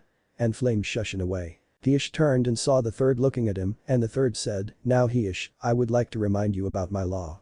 Don't let me catch you calling him a demon agent, or I will take actions. Hish nodded and said Kazama-san said he had an arrangement in the works. Might I inquire as to what it is? The third said, I am not at liberty to say at this time. I can tell you it will either be finalized or cancelled by the time the finals of the Chunin exams. Hish nodded and said, we really messed up didn't we? The third said, I may not know his exact skills Hish, but I can tell you this. He is stronger than his father. Hish paled and said I see. Perhaps I should do everything I can to help him and his clan. If what he said is true his clan would be a welcome addition to any village. Kakashi said, what do you mean? Hish said, I know what he was referring to when he said he still had other laws that protect his clan. As clan head he has the right to call for a vote of all current members in the village. He has the right to remove his clan and seize all of his clan's holdings and move them should 3/4 of the clan in the village agrees. Since he is the only clan member in the village he can take his clan to any village he chooses. The third paled and said, I hope you will do what you promised Hish. If he becomes upset without village he can destroy it without lifting a finger. Hish nodded and left. The Jounins looked at each other and Anko said, Gaki was right agent. The third said what? Gurenai said earlier when we told him he was being paranoid hinging in public, he showed us he was not by walking down the street as himself and saw the villagers being cruel. He also said the council would try to get rid of him by the end of the week. Looks like that started also. Kakashi said, why do I keep feeling like I am the child when he is in the room? The third said, because ever since I met him at the age of 5 and he told me the truth, I felt the same way. Asuma said, I want to know how he did that to you at the restaurant. Gurenai blushed and said, none of your business. I need to go. And she left in a swirl of leaves. Kakashi said, you really enjoying this aren't you? Asuma said yeep. I think she could use someone in her life. Kakashi said, I thought you both had a thing going. Asuma said well, we just hang out mostly. Hell the last 2 times we tried dating we never even kissed. Kakashi nodded and said, you have anything you want me to work on Hikage-sama? The third said, try to evaluate him if you can Kakashi. Kakashi nodded and left in a swirl of leaves. Anko started walking toward the door but stopped and said, I know the Gaki has a reason for not doing it now, but do me a favor and find out why he won't remove it now for me. The third said I will but it will be hard. Anko nodded and melted into the floor. Asuma looked at the third and said, so what's really going on dad? The third said honestly I don't know. The more I think I understand the less I actually do. Asuma said, do you really trust him? The third sighed and said truthfully. No. It's all too convenient. If what he says is true then I have no choice but to trust him, but it's all a little hard to believe. I am going to get a hold of my former students and find out if what he said is true. If it is then I have more proof than his word. Asuma said, I should let you know that he is buying into a few business in town. Either he is truly saying the truth or he is setting something up. The third nodded and said, for now I want you to train your team normally. I may change everyone's training if I find out later that he is telling the truth. I hope my lack of faith does not come back to bite me or this village in the ass. Asuma nodded and left. Neither the third nor Asuma detected the small plant fade into the ground in the corner of the office. In Naruto's house he slowly opened his eyes and said, I hope so too old man. I hope so too. Looks like I will have to do things myself for a while. Perhaps someday someone will actually trust me once they know who I am. And he put his book back into the shelf of his library and walking upstairs to his bedroom. There comes a point in everyone's life where they have only one thought in their mind. That thought is I wonder how I can piss the world off today. That thought went through Naruto's mind when he started getting ready for the day. He looked at his weapons scrolls and other items he would need for the day. He looked at his cloths in the closet and smirked as he decided what to do today. Sakura was in a dream world today. First she got up an hour earlier than she normally would because today she was going to take a test with her Sasuke-kun. She got her best dress and put on her makeup, got all the little journals she kept on Sasuke and the new journal she bought yesterday to write everything her and Sasuke did now that they are on the same team. She thought about her other teammate and said, what a jerk. Remembering how he described himself. It was one line. My name is Naruto. That made everyone there sweat drop. Sakura looked at the clock and said, I'm going to be late. Funny thing is she is 2 hours earlier than she is supposed to be. Sasuke was in his shower getting ready for the day. His thoughts were today I will be one step closer to killing him. After getting out of the shower he put on his clothes that he had laid on his bed and quickly left to meet his team. He stopped for a moment feeling something was wrong but could not figure it out. Oh well. It will only get in my way to kill him. On his way to the training ground when he would pass someone who was a ninja they would snicker at him but his pride would not let him ask why. Sasuke and Sakura arrived within 5 minutes of each other but Sasuke ignored her and she was busy writing something in journal. 2 hours after they were supposed to meet for their team meeting both Kakashi and Naruto had not shown up. Suddenly the sound of music echoed across the village of Konoha, waking everyone who was not up yet and making everyone cover their ears. Now some of you might be wondering where the music was coming from. That is actually kind of funny.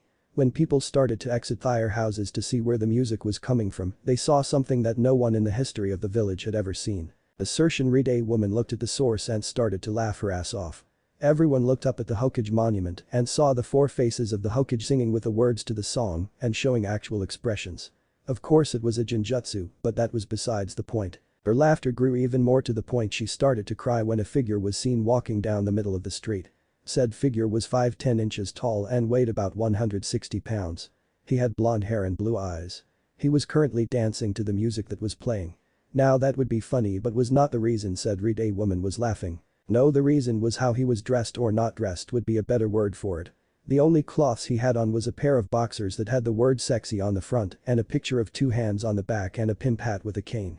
Once the figure got closer and the read-a woman could see his muscles and how ripped he was, he said, mornings inside him. As he continued to dance through town on his way to the training ground. Now the song he was dancing to and the Hokages were singing went a little like this. I'm too sexy for my love, too sexy for my love, love's going to leave me. I'm too sexy for my shirt, too sexy for my shirt, so sexy it hurts, and I'm too sexy for Konoha, too sexy for Konoha, Suna and Iowa. And I'm too sexy for your party, too sexy for your part, no way I'm disco dancing. I'm a model, you know what I mean, and I do my little turn on the catwalk, on the catwalk, he do my little turn on the catwalk. I'm too sexy for my bar, too sexy for my bar, too sexy by far, and I'm too sexy for my hat, too sexy for my hat. What do you think about that? I'm a model, you know what I mean, and I do my little turn on the catwalk, he shake my little touche on the catwalk. I'm too sexy for my too sexy for my too sexy for my hose. I'm a model, you know what I mean, and I do my little turn on the catwalk, he shake my little touche on the catwalk. I'm too sexy for my cat, too sexy for my cat, poor catum, too sexy for my love, too sexy for my love, love's going to leave me. And I'm too sexy for this song. Kakashi, who along with anyone else who was asleep, decided to give it up as the music still played and got ready for the day. When he got to the training ground, the song was just about to end and he looked at his team, but sweat dropped as two of his students were gaping looking behind Kakashi. He turned and sweat dropped as his third student was currently standing on top of water still dancing with the music. As the final line of T-song hit, Naruto took off his pimp hat and threw it and his cane in the air. Just at the last word they went up in a puff of smoke and suddenly everyone's attention was diverted to Sasuke as he was consumed in a puff of smoke. When the smoke cleared, the shirt Sasuke had on now had changed. His traditional blue Uchiha shirt was now a sleeveless t-shirt that said, "Emin, upset, chicken-headed, insignificant, hard, ass." Kakashi sweat dropped and Sakura fainted from the mental trauma. Sasuke was fuming on the inside and Naruto looked like nothing was wrong. After reviving Sakura, Kakashi said, "Now that everyone is awake," and looks at Naruto who is still dressed only in his boxers, "Ready, I guess I will now explain the test." He pulls out two bells. Kakashi said, "Now, you have 3 hours to get these bells from me, and the one who does not has to go back to the academy. Come at me with the intent to kill. Begin." Sasuke and Sakura disappeared into the surrounding area and Naruto just leaned against a tree and pulled out an pod on any right and scrolled down the list of song. Kakashi sweat dropped and said, "Compared to the others you're weird." Naruto smirked and stood up stretching and said, "This one's for you, Kakashi." And hit play. Naruto got into a stance Kakashi recognized as the Iron Fist style guy used and said, "Oh shit." As the music started playing across the entire village age and as the Hokage sang. Suddenly Naruto smirked and Kakashi pulled up his high 8 showing his Sharingan causing Sasuke to gasp. Then they both blurred out of existence. Everybody was kung fu fighting. Those cats were fast as light ninja. In fact, it was a little bit frightening, but they fought with expert timing. They were funky Chinamen from funky Chinatown. They were chopping them up and they were chopping them down. It's an ancient Chinese art and everybody knew their part from a feint into a slip and kicking from the hip. Naruto appeared with an leg sweep that Kakashi jump and then Naruto jumped to match his jump and they started trading punches. Then blurred out of sight agent. Everybody was kung fu fighting. Those cats were fast as light ninja. In fact, it was a little bit frightening, but they fought with expert timing. It was funky Billy Chin and little Sammy Chung said, "Here comes the big boss, let's get it." Amu took a bow and made a stand, started swinging with the hand. Sudden motion made me skip, now we're into a brand new trip. Then they both appeared panting a little.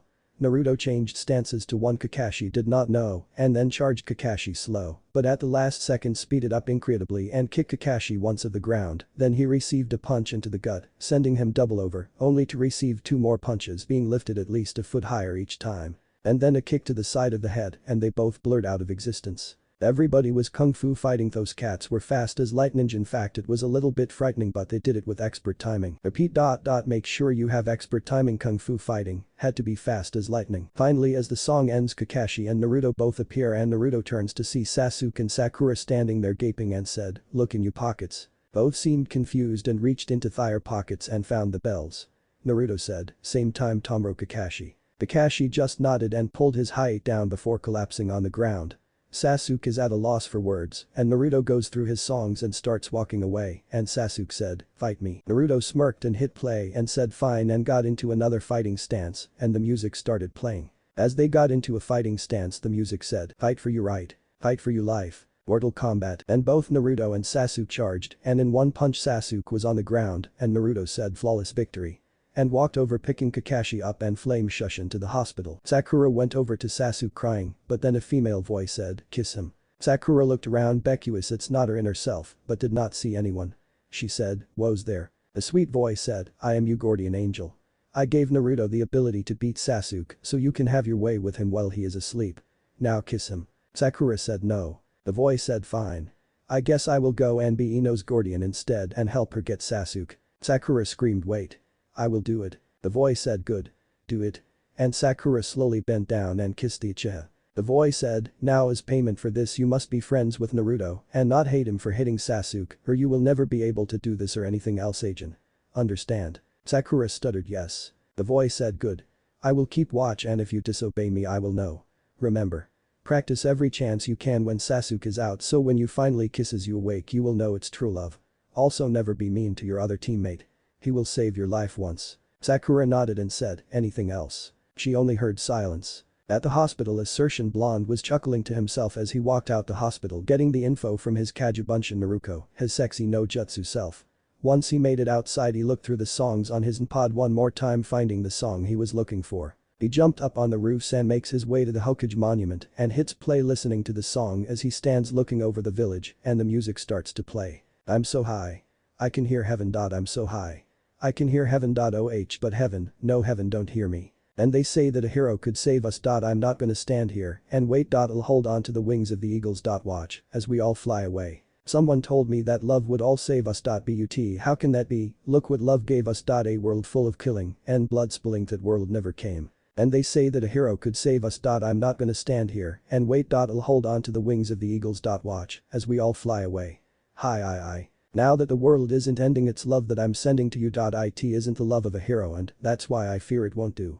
And they say that a hero could save us. I'm not gonna stand here and wait. I'll hold to the wings of the eagles. Watch as we all fly away. And they're watching us watching us. They're watching us watching us as we all fly away. And they're watching us watching us. They're watching us watching us as we all fly away. Yeah. And they're watching us watching us. They're watching us watching us as we all fly away. Yeah. Whoa. As the music ended Naruto had his eyes closed and said, "Watch me Dad and Kyuubi. I will protect this village and everyone in it." And he let the wind blow over him and silently stood there enjoying the peace. Unfortunately all good things must come to an end and Abnu landed behind him and said, "The council wishes to see you. Demon." Naruto nodded and flamed shushin away scarring the Abnu. When Naruto arrived he was greeted by the Hokage and his two main advisors as well as the entire council. Naruto was still in just his boxers making most of the council furious. Naruto looked at them and smirked and sighed, "So what does the illustrious council of Konoha wish to see me for? I was enjoying my time on my lands this morning." Danzo said, "Shut up boy. We are here to discuss your disturbing the village this morning and your punishment." Naruto dropped all restrictions he had on his power and flashed his Kai which combined with a backlash was enough to scare the entire council. Naruto said channeling his demonic chakra into his voice, "Before any of you peasants try anything this morning you will listen to me. I am not the same Naruto Uzumaki you all pushed around as a child. In fact my name is not even Uzumaki. It's Kazama just like my father Arashi Kazama the Yondaime. Second, the effects of that Jinjutsu were felt only on lands I own based on the laws of Konoha. Third, I am also the grandson of Tsunade who is the granddaughter of the first Hokage and the grandniece of the second Hokage. Seeing as she is not in this village right now I am the current clan head of both her family and the Kazama family that adopted my father when he was placed in an orphanage for his protection. Based on that fact I also have multiple council seats in this council. If you would look at the charter of this village you would discover I also own everything from the South Gate to the Academy to the Hokage Monument as it was written in the village charter. Now that I really pissed you off I have one last thing before I release you all. You know why I was chosen to stop the Ninetales. It's not just because my father could not ask another family to give their child. No, it's because I was the only one who could contain it. Why you ask?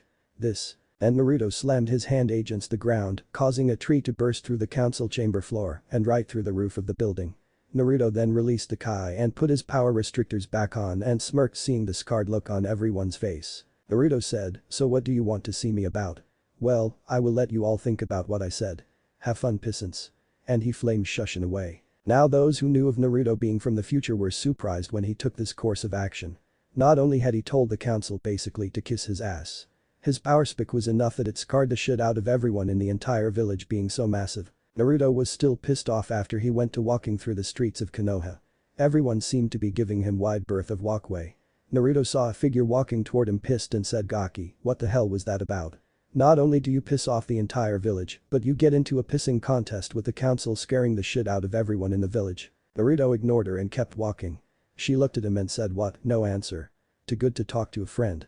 Here, I thought you wanted to be special." Naruto stopped in his tracks and said, "Trust Anko." Anko stopped and looked confused and said, "What?" Naruto said, "I said trust. Do you know how hard it is to live a life where the people you want to be close to don't trust you? It's not bad enough my father had to curse me, but even after I tell the truth to those I trust and I expect the same thing from them, but I no matter what I am never trusted." Anko looked at him and said, "You are an idiot. Of course no one is going to trust you. You're a ninja. We make our living out of deception, idiot. You know, for someone who lived as much as you say you have, you can be naive." Naruto looked at the sky and said, "You know the last thing Kyuubi told me before he died, Anko?" Anko said, "What, Gaki?" Naruto said, "He told me that I should never deny who I am. To do that would be betraying myself. You know what the sad thing is? I never had a chance to know who I am. I have always been what everyone already thinks I am. A monster, a demon, an idiot, a weakling, a dead last, and a failure. I have had to fight for every ounce of respect I ever had. Do you have any idea what it's like to wait for the people you trust to stab you in the back?" Anko stood there quietly and said, "Yeah, kid, I do. But I also know something you seem to have forgot. Respect is earned, not given." Naruto looked at her and sighed, closing his eyes, and said, "I'm tired, Anko. Truth is, I don't know what I truly want to accomplish." Anko looked at him and said, "What makes you happy?" Naruto was quiet for a moment and said, "Having someone talk to me as an equal without looking at me with hate. Enjoying a meal with someone and not worry if I have been poisoned. To have the one thing I never actually had. A family. That is what would make me happy. The feeling of not being alone anymore." Anko said, "So why do you try so hard to show everyone how much of a badass you are and give them one more reason to hate you and stay away from you?" Naruto looked at her for a moment and said, "You're right. I already blew this one and probably will get the Leaf Village destroyed because of my damn pride and arrogance." Anko said, "You're going to start over, agent. Aren't you?" Naruto nodded and said, "Thank you." Anko said, "What?" Naruto said, "I know what I need to do now, and blowing my stack at the council did help clear my head. I have dealt with those assholes enough and learned enough laws to really piss them off. I have wanted to do that so much it felt good. I do have one thing I have always wanted to do." Anko said, "What's that?" Naruto said, "You like torture, right?" Anko nodded her head slowly and Naruto said, "There is a certain guy I want to have a little fun with before I start over, agent." Anko said, "What are you planning, Gaki?" Naruto said, "How would you like a little revenge on Orochimaru?" Anko grinned and said, "I like you style, Gaki. What do you have planned?" Naruto said, "Meet me at the tower in the Forest of Death in 2 hours." Anko nodded and Naruto disappeared in a swirl of flames. 2 hours later, when Anko arrived at the tower in the Forest of Death, the sight that greeted her was not what she expected. The main battle arena had 2 trees growing out of the floor, and she saw a gray-haired kid with glasses being held to both trees by vines. Anko walked into the room and said, "What the hell?" Naruto walked over and threw a glass he was drinking against a wall, shattering it, and said, "Meet Kabuto, Orochimaru's right-hand man." Kabuto said, "I don't know what he is talking about. I have never met Orochimaru before. I was on my way to the hospital to work and he appeared out of nowhere and brought me here. Help." Naruto said, "Anko, he says he never met Orochimaru before, but check his neck." Kabuto paled as Anko walked over and saw Curcecial and she said, "Never met him, huh? Okay, Gaki. You got my interest. What do you plan to do?" Naruto said, "Well, Kabuto here has a healing ability almost as good as mine. I was thinking we could play a little game. First one to leave a permanent scar on him wins the right to move on to the next form of torture." Anko smirked and said, "I like you style, Gaki." And pulled out a kunya. Naruto smirked and also pulled out a kunya. The next 6 hours screams could be heard coming from the Forest of Death, but since everyone avoided it, no one heard them. After it was over and Anko said, "I can't believe you did that." Naruto smirked and said I just carved our names into his back. You removed his manhood. Anko said well, we did learn that was the one thing he could not grow back. Naruto nodded and said, I know what you mean. You pulled out his nails. I broke his knuckles. You removed them. I shattered his arms. You filled his muscles with venom. I broke his ankles. You removed teeth. Anko said, at least I like the way you finished him off. 100 exploding tags wrapped around Akunya that you used the 1000 years of death with. Naruto smiled and said, at least we found out a little info about Orochimaru I can use. Anko sighed and said, so when are you going back to start over Agent Gaki? Naruto's smile faded and said soon. I already used the only poison that can kill me and put it in my body before we started. I did not want to ask anyone to kill me to go back. It should finish me soon. Anko nodded and said, so what do you plan to do when you go back? Naruto said, I think I will work behind the scenes agent. Secretly get strong again. I don't know if I will do the disappearing act agent though. Even though I traveled some it was lonely. Anko said, so what about your clan? Naruto said, I only know 3 women I would like to have in my life. Since I am, Temari-chan and you, but I don't know how to get all 3 of you and do what needs to be done. I don't want to live without all 3 of you though. You each have a quality that is unique to you that makes my life more complete. Anko said, you seem to know how to get Kurenai and that Temari girl. I think the only one who you don't really know how to get is me, huh? Naruto nodded and said, Temari is an easy one to get. All I have to do is either arrange a marriage with her father or help Gaara, but I hate going through the old man to do it. Once I actually meet her it is easy to get her to like me because I don't use her to get to her father or as a plaything. I see her as a person and let her know. Kurenai is harder to get. Vacuous guys are always trying to seduce her for her looks, but if I show her how special she is to me I can do it. Also the fact I am interested in the real her helps. You, the only thing I really have to impress you is my drive to kill the Heba team. I know you have a mask up to keep people from getting close and even with my lifetimes, I never could get really close to share the pain I see in myself also. Anko nodded and sat a moment and said when you go back there is 3 things you could do to impress me. Naruto looked at her surprised and she said first, send me some white roses. They are my favorite but don't tell who they are from. The second thing will be harder for you to do, but I have faith in you. When Orochimaru took me as an apprentice I had a locket with a picture of my parents and me.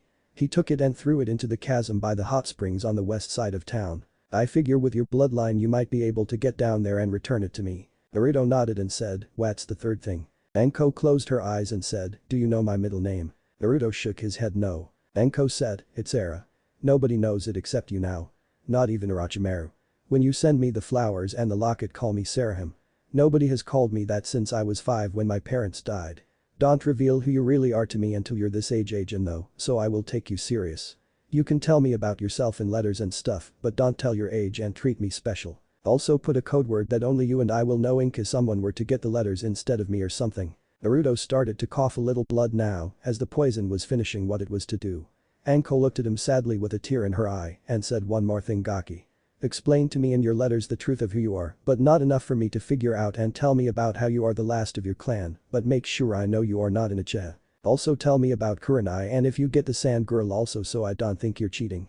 Tell Kurenai also so we can both get used to each other. And I want you to know I do like you. I have ever since our fight back a few years ago, even though I did not know who you were. Naruto smiled at her and felt his eyes slowly closing.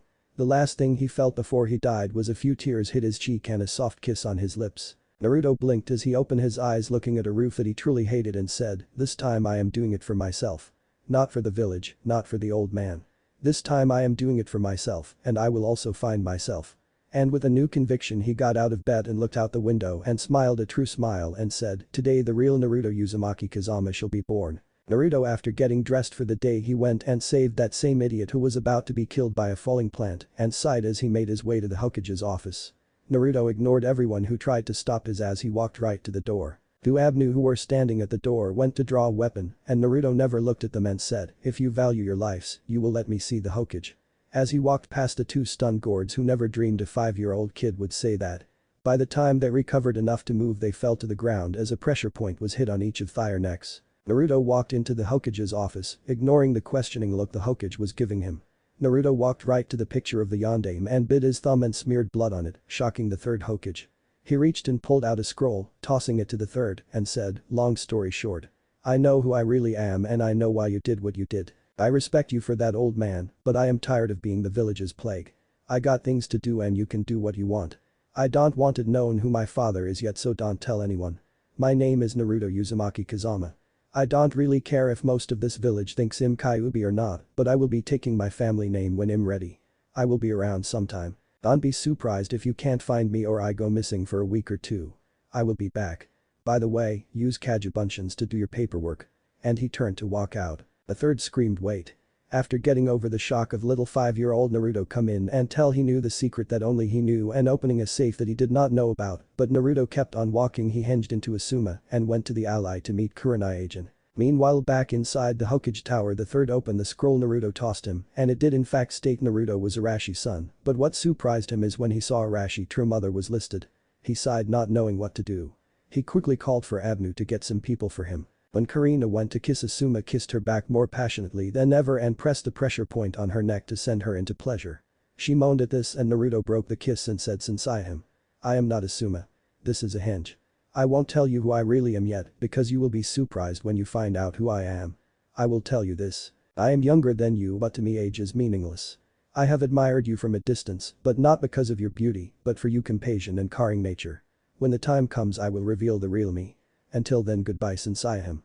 And he flamed Shushin away, leaving a shocked Kurenai. Naruto appeared inside the forest of death and having already activated his bloodline, he began rebuilding his home. Having done it before and knowing what to do, he was able to finish most of it within a few hours. His new home was basically a 2-story house but did not have any windows or inside walls. It was just a big house with 2 floors and the outside walls and roof. The finer things like furniture, electric, water, sewer among other things would take time, but for now the basic house was built. It took most of his chakra to do this. His demon chakra helped, but he would have to begin retraining his body. He sighed as he ate the fish he had a clone catch and cook. Naruto walked into his new home and said, this is going to be fun. And opened a dimensional portal and pulled a scroll out of it and unsealed a bed. He then got out some paintbrush and ink and got to work on some seal. After he was done, he laid down on the bed and said, thank God Kyuubi taught me how to put stuff in dimensional pockets. No matter when I am in time I can get stuff in or out of it. It helps not having to rebuy stuff. Ah well. This is going to be a fun week. And went to bed not even concerned that the third Hokage had 10 of his most trusted people out looking for Naruto. Naruto woke early the next day. Quickly getting ready for the day, he went and wrote out a scroll and sealed it and left Shushin back to the Hokage tower, shocking many of the ninja who were there to get their mission. Naruto walked up to the mission door office and said, I request a mission. The third said, Naruto, you're not a ninja, so you can't ask for a mission. Also, I would like to talk to you in private. Naruto said, you misunderstand me, Hikage-sama. I do not want a mission. I wish to commission a mission. The Hokage blinked and said, and what would that mission be? Naruto said, I wish to pay for 2 S-class missions. I also request for the mission to be carried out by the same person. The Hokage said, S-class mission you say? You know they are expensive, Naruto. I also would like to know what the missions are. Everyone in the room was listening in and Naruto said, they are both delivery missions. One is to Jiraiya of the Sannin and the other is to the Kazekage of Suna. The third scroll here is for Kakashi alone to read. The third blinked and said, would you mind explaining to me why you want that? Naruto said, all you need to know is that I want both missions carried out by Hada Kakashi and that if either of my scrolls are opened besides the intended person, the repercussions will be severe. Also, he must wait until he receives an answer to both scrolls. As for the pay here. Throwing a scroll on the table. There is $2 million in that scroll. Now do you accept my missions or do I take my money and mission elsewhere? Naruto said, ignoring the looks everyone was giving him. The Hokage was shocked and saw every one of the ninja in the mission room looking at him to see what he was going to do. The third said, very well. I will accept your mission. I still wish to. He was cut off by Naruto leaf shushing away, shocking everyone. Agent. Naruto appeared back at his home and began the task of rebuilding his home. The Hokage sighed and looked in the scroll and indeed did find the amount Naruto said. A Chunin said, Hikage-sama.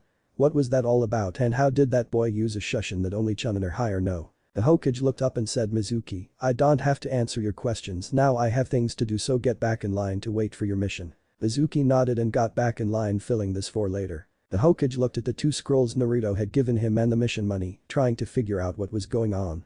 He continued handing out missions and around noon he finally got to the last scroll. He decided he would not send them out until he got answers. The next day Naruto got ready for the day and brought out more scrolls with stuff he has for his home. He then created some Kajubunshians to work on the house and he hinged into his disguise of Arashi and started getting things he needed for his home. Food, bathroom supplies, things of that nature. Stuff you don't really want to stock up on. As he was walking through the village he saw a group of villagers gathered outside his old apartment. Carefully he slowly walked closer to listen to what the group was there for. "You mean the demon has not been here today? Where could he be? I heard he attacked the Hokage. I heard he used his demon power to attack some Abnu yesterday. I say we find and kill him." Naruto said, "Pardon me friends. If you're talking about the blonde with whiskers, I saw him sneaking into the women's side of the hot springs on the west side of town now." The group, which was all men, screamed, "Let's get the demon," and charged for the hot spring. Naruto turned and saw a woman he was hoping to see standing on the corner of the street looking at him and said, "You know I should have you taken to the Hokage for doing that to the Gaki. The kid has a hard enough life without assholes making it tougher." Naruto said, "I would agree if I did not just set those idiots up to get the shit beat out of them. I happen to know that most of the Inuzukas visit the hot springs today and they don't like perverts. Also the kid does not live here anymore.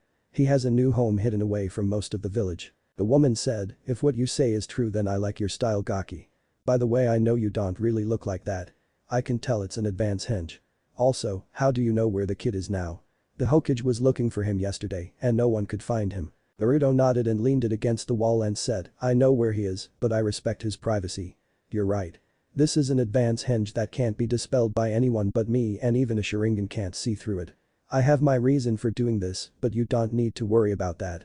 I will tell you I am not an enemy of the leaf." Anko walked over to him and said, "You know I have to take you in since you're not allowed to be in a henge in this village without permission from the Hokage, and since I don't know who you are, Gaki, I can't trust your words." Naruto nodded and said, "I understand, but I won't be going this time. Take care, Sarahim." And he flamed shushin away, leaving a very shocked Anko. Naruto arrived at his home and saw his Kagebunshians have been making great progress on his home. He sighed and sat down and said, "I'm glad chakra control is based on how smart you are. If I did not have such good control from everything I would never be able to henge and shushin like this. Even Kagebunshians and my bloodline are draining. I need to get my reserve back up quickly." He looked at the stuff he had bought and the stuff still needing to be put in place or built. The kitchen was nearly ready. The bathroom was done and all seals for both rooms were finished. The seals to provide electricity and water to the house had been done, so basic necessities were done. The next day Naruto went into town disguised as Arashi agent and walked into the Yamenko flower shop. A man with blonde hair Naruto recognized as Ino's dad said, "Welcome to the Yamenko flower shop. How can I help you today?" Naruto said, "I would like to have some flowers ordered and delivered." The man nodded and said, "Can I ask why you're in a henge?" Naruto said, "It's because the ladies that I want to send the flowers to do not know it is me that is sending them, and I want to get both their attentions before I reveal who I really am." Inoichi said, "I understand, but you know the Hokage has already sent word to all Jounins in the village to capture you, right?" Naruto said, "I figured you would, considering I display skills no one in the village has seen before.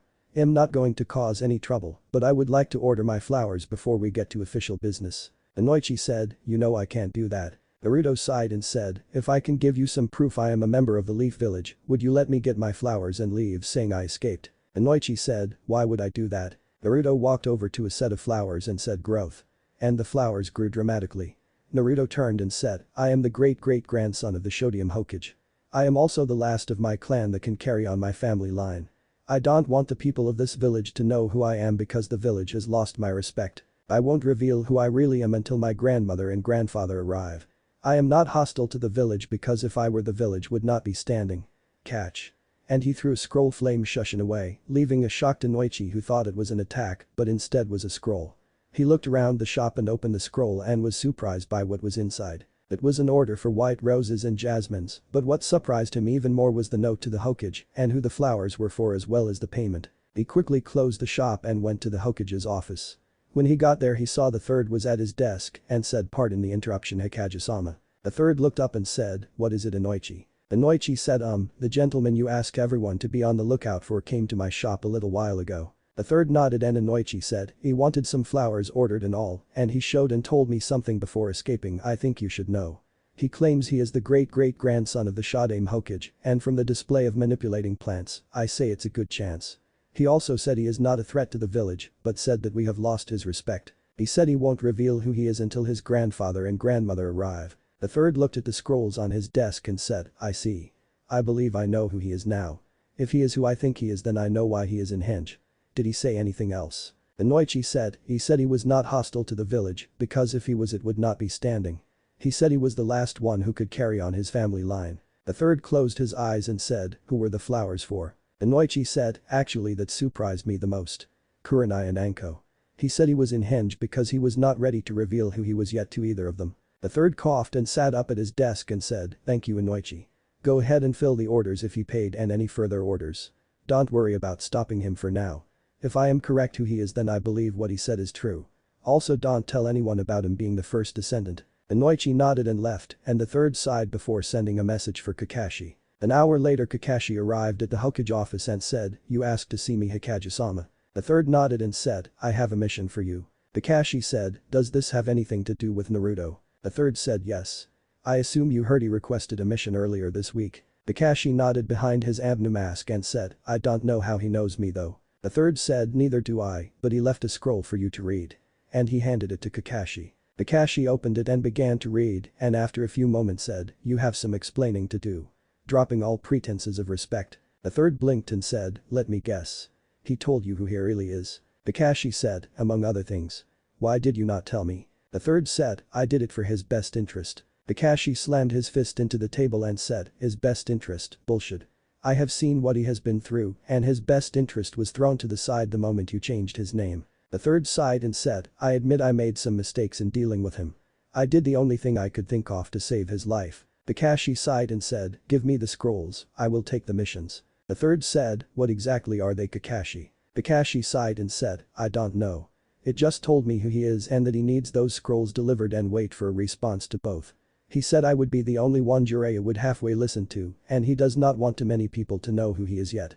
He also said I won't be able to find him because he has built a home somewhere only one person besides himself goes." The third sighed and said, "I wish he would tell me what's going on." Kakashi blinked and said, "You did not tell him who he was, did you?" The third said, "He walked into my office this week after knocking out my 2 gourds and opened a safe I knew nothing about that I assume his father installed, and then said he knew who he was and knew why I did what I did, but said he was not going to be this village's plague anymore and walked out after giving me a scroll from his father. I don't know how he found out because I thought I was the only one who knew." Kakashi said, "Perhaps he will tell you if you see him. I got some missions I need to do so I can get back and talk to him." The third nodded and said, "You don't happen to know if he has ever met Anko or Kurenai before, do you?" Kakashi looked confused and said, "No, why?" The third said, "Oh, nothing. I just was wondering because someone ordered some flowers for both of them and I thought it might have been him. I guess I have been reading too many of Jiraiya's books." Kakashi nodded and said, "I should be back in a month. Naruto gave me a list of places to look for Jiraiya. I wonder how he knows him." The third said, "He doesn't as far as I know. Perhaps his dad left instructions for him to meet Jiraiya or something." Kakashi nodded and left, leaving a confused Hokage. Kurenai had just arrived at a dango stand too with her friend Anko when Inoichi walks up and said, "Well, I don't know how, but you both seem to have attracted an admirer of sorts." Both Kurenai and Anko looked up and said, "Huh." Inoichi pulls out 2 different flower arrangements and handed them to the ladies. Anko said, "I wonder what some gaki is trying to pull," as she took the flowers and sat them on the table, acting like she did not care, but took the scroll and began to read. Kurenai also took her flowers but smelled them and then took the scroll attached and read it and blushed as she read it. Inoichi said, "So what's he say?" Kurenai looked up from the scroll and said, "You actually met him.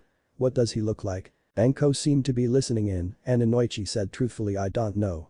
He matches the description Anko gave for the guy in the henge. He still had it on and managed to escape before I could take him in." Anko growled and said, "I'm going to kill the gaki." Kurenai said, "What does he say to you?" Anko said, "He just tried to tell me he want to become something special in his life and he is the heir to a forgotten clan and he has been watching me for a while and wants to show his feelings for me. He also says that he has also gotten to like you and one other from another village he is hoping to get to know and perhaps have a relationship with. Sound like a pervert to me." Kurenai said, "You think it might be Kakashi?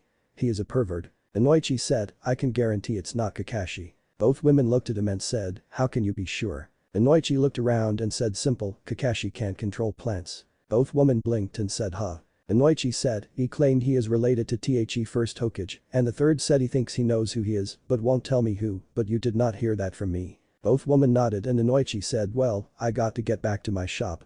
I will be glad when Ino is old enough so I don't have to close shop." After he left, Kurenai looked at Anko and said, "What do you think?" Anko said, "Whoever he is has a date with my snakes." Kurenai snorted and said, "I can't believe I did not recognize he had a henge on when he looked like Asuma." Anko said, "You think it might be him?" Kurenai said, "Not if what Inoichi said is true." "Do you think he is a descendant of the first?" Anko said, "I don't know, but I have another question on my mind." Kurenai said, "And that would be?" Anko said, he called me something nobody but my parents have ever called me. I want to know how he found out. Kurenai nodded and said, what do you think of the flowers? Somehow he knew my favorites. Anko said, I don't like flowers, so I don't have a preference. Looking around lying. Kurenai said, so if he asks you out you going to go? Anko said please. Gaki would have to do better than a few weeds to impress me. Kurenai said, I might, just to find out why he would flirt so openly like this. Anko sighed and said, I got to go. Hibiki said he wants me to work on some new intimidation stuff. Kurenai nodded and said, take care and if you hear from him let me know. Anko nodded and said, if Gaki smarty would avoid me unless he wants to die. And left. Kurenai did also walking by a man with blonde hair and black eyes reading a book on her way out. The owner walked over and the man said, hi buddy. I heard from a friend of mine that this is the best dango shop in all of Konoha. The owner said, whoever your friend is must have great taste as it's true. The blonde said name's Arashi and I am a businessman of sorts. I travel a lot and have some unique taste and I was wondering if you might be interested in a sort of business deal. The owner said, not really but I will listen since no one else is here right now. By the way. The name is Leo. Arashi smiled and said, nice to meet you Leo and I think you might like my offer. I don't really want to do anything to change your restaurant except pay in advance for a few items to be in stock so when I am in town I can have it. My offer is 100,000 a year if you would just carry 6 items. 3 different fruit and 3 wines that's it. I like to relax with dango fruit and wine, but it's hard to find these items in villages this far away from Cloud. Leo said well we don't really have trade routes with Cloud, so I don't think it's possible even though you have a great deal. Arashi said, that's not a problem. Even though the wine I want is common in Cloud it is not made there. In fact I have a supplier who can deliver them. I just want to make a contact here to supply it since I am planning on spending a lot more time in the Leaf Village. Leo looked at him and said well that doesn't sound too bad, but the 100,000 a year you cost me if I have to store the items for any period of time. Arashi said, I understand perhaps I can make it better for you. Every year for 4 years you go with keeping the item in stock, I will give you a bonus at the end of the 4th year of 200,000 for any inconvenience. Leo seemed to be in thought and said deal. How long would it take to set up the supply line? Arashi said, I should have it set up within 2 months. Leo nodded and said, sounds good partner. Arashi said partner. Well if you insist. Leo said yeep. I was actually in a little financial problem since my regular supplier sold out last month. Arashi nodded and said well it's getting late. I will draw up a contract and bring it by later this week. Good night. And he got up and finished his drink walking off. After he made it outside he walked toward a side street and then down an alley and stopped and said, your detection skills are getting better since I am. The Jinjutsu dropped revealing Kurenai at the end of the alley and said, yours are also good. So tell me. When will I actually get to see the real you? Arashi said someday, but I want to prove to you and Anko, I am not just some pervert or stalker. As far as what I was doing back there was a coincidence that you were there. Isn't that right Sarahim? Turning his head slightly to Anko at the other end of the alley. Anko said, so Gaki. What do you plan to do? Arashi changed hinge to brown hair and blue eyes and said well to answer that I have figured out a few things and I plan to do them to impress you both. I can't wait for you to meet the real me, but for now I will just leave a parting gift. Pulls something out of his pocket and sets it on the ground and disappears in a swirl of flames. Anko looked at Kurenai and said, how does he do that? Kurenai said, I don't know. Walks over and picks up what he left. Anko walks over and gasps. Kurenai looked at Anko and sees her slowly reaching for the item.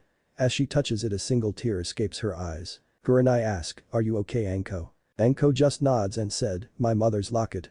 Orochimaru threw it into a chasm on the other side of town. Even with all my skills now I could not get to the bottom to get it. As she holds the locket close to her heart. Kurenai smiles a small smile as Anko opens it and shows the picture of Anko as a little girl with her parent. They both stand there in silence for a few minutes and Anko whispers thank you.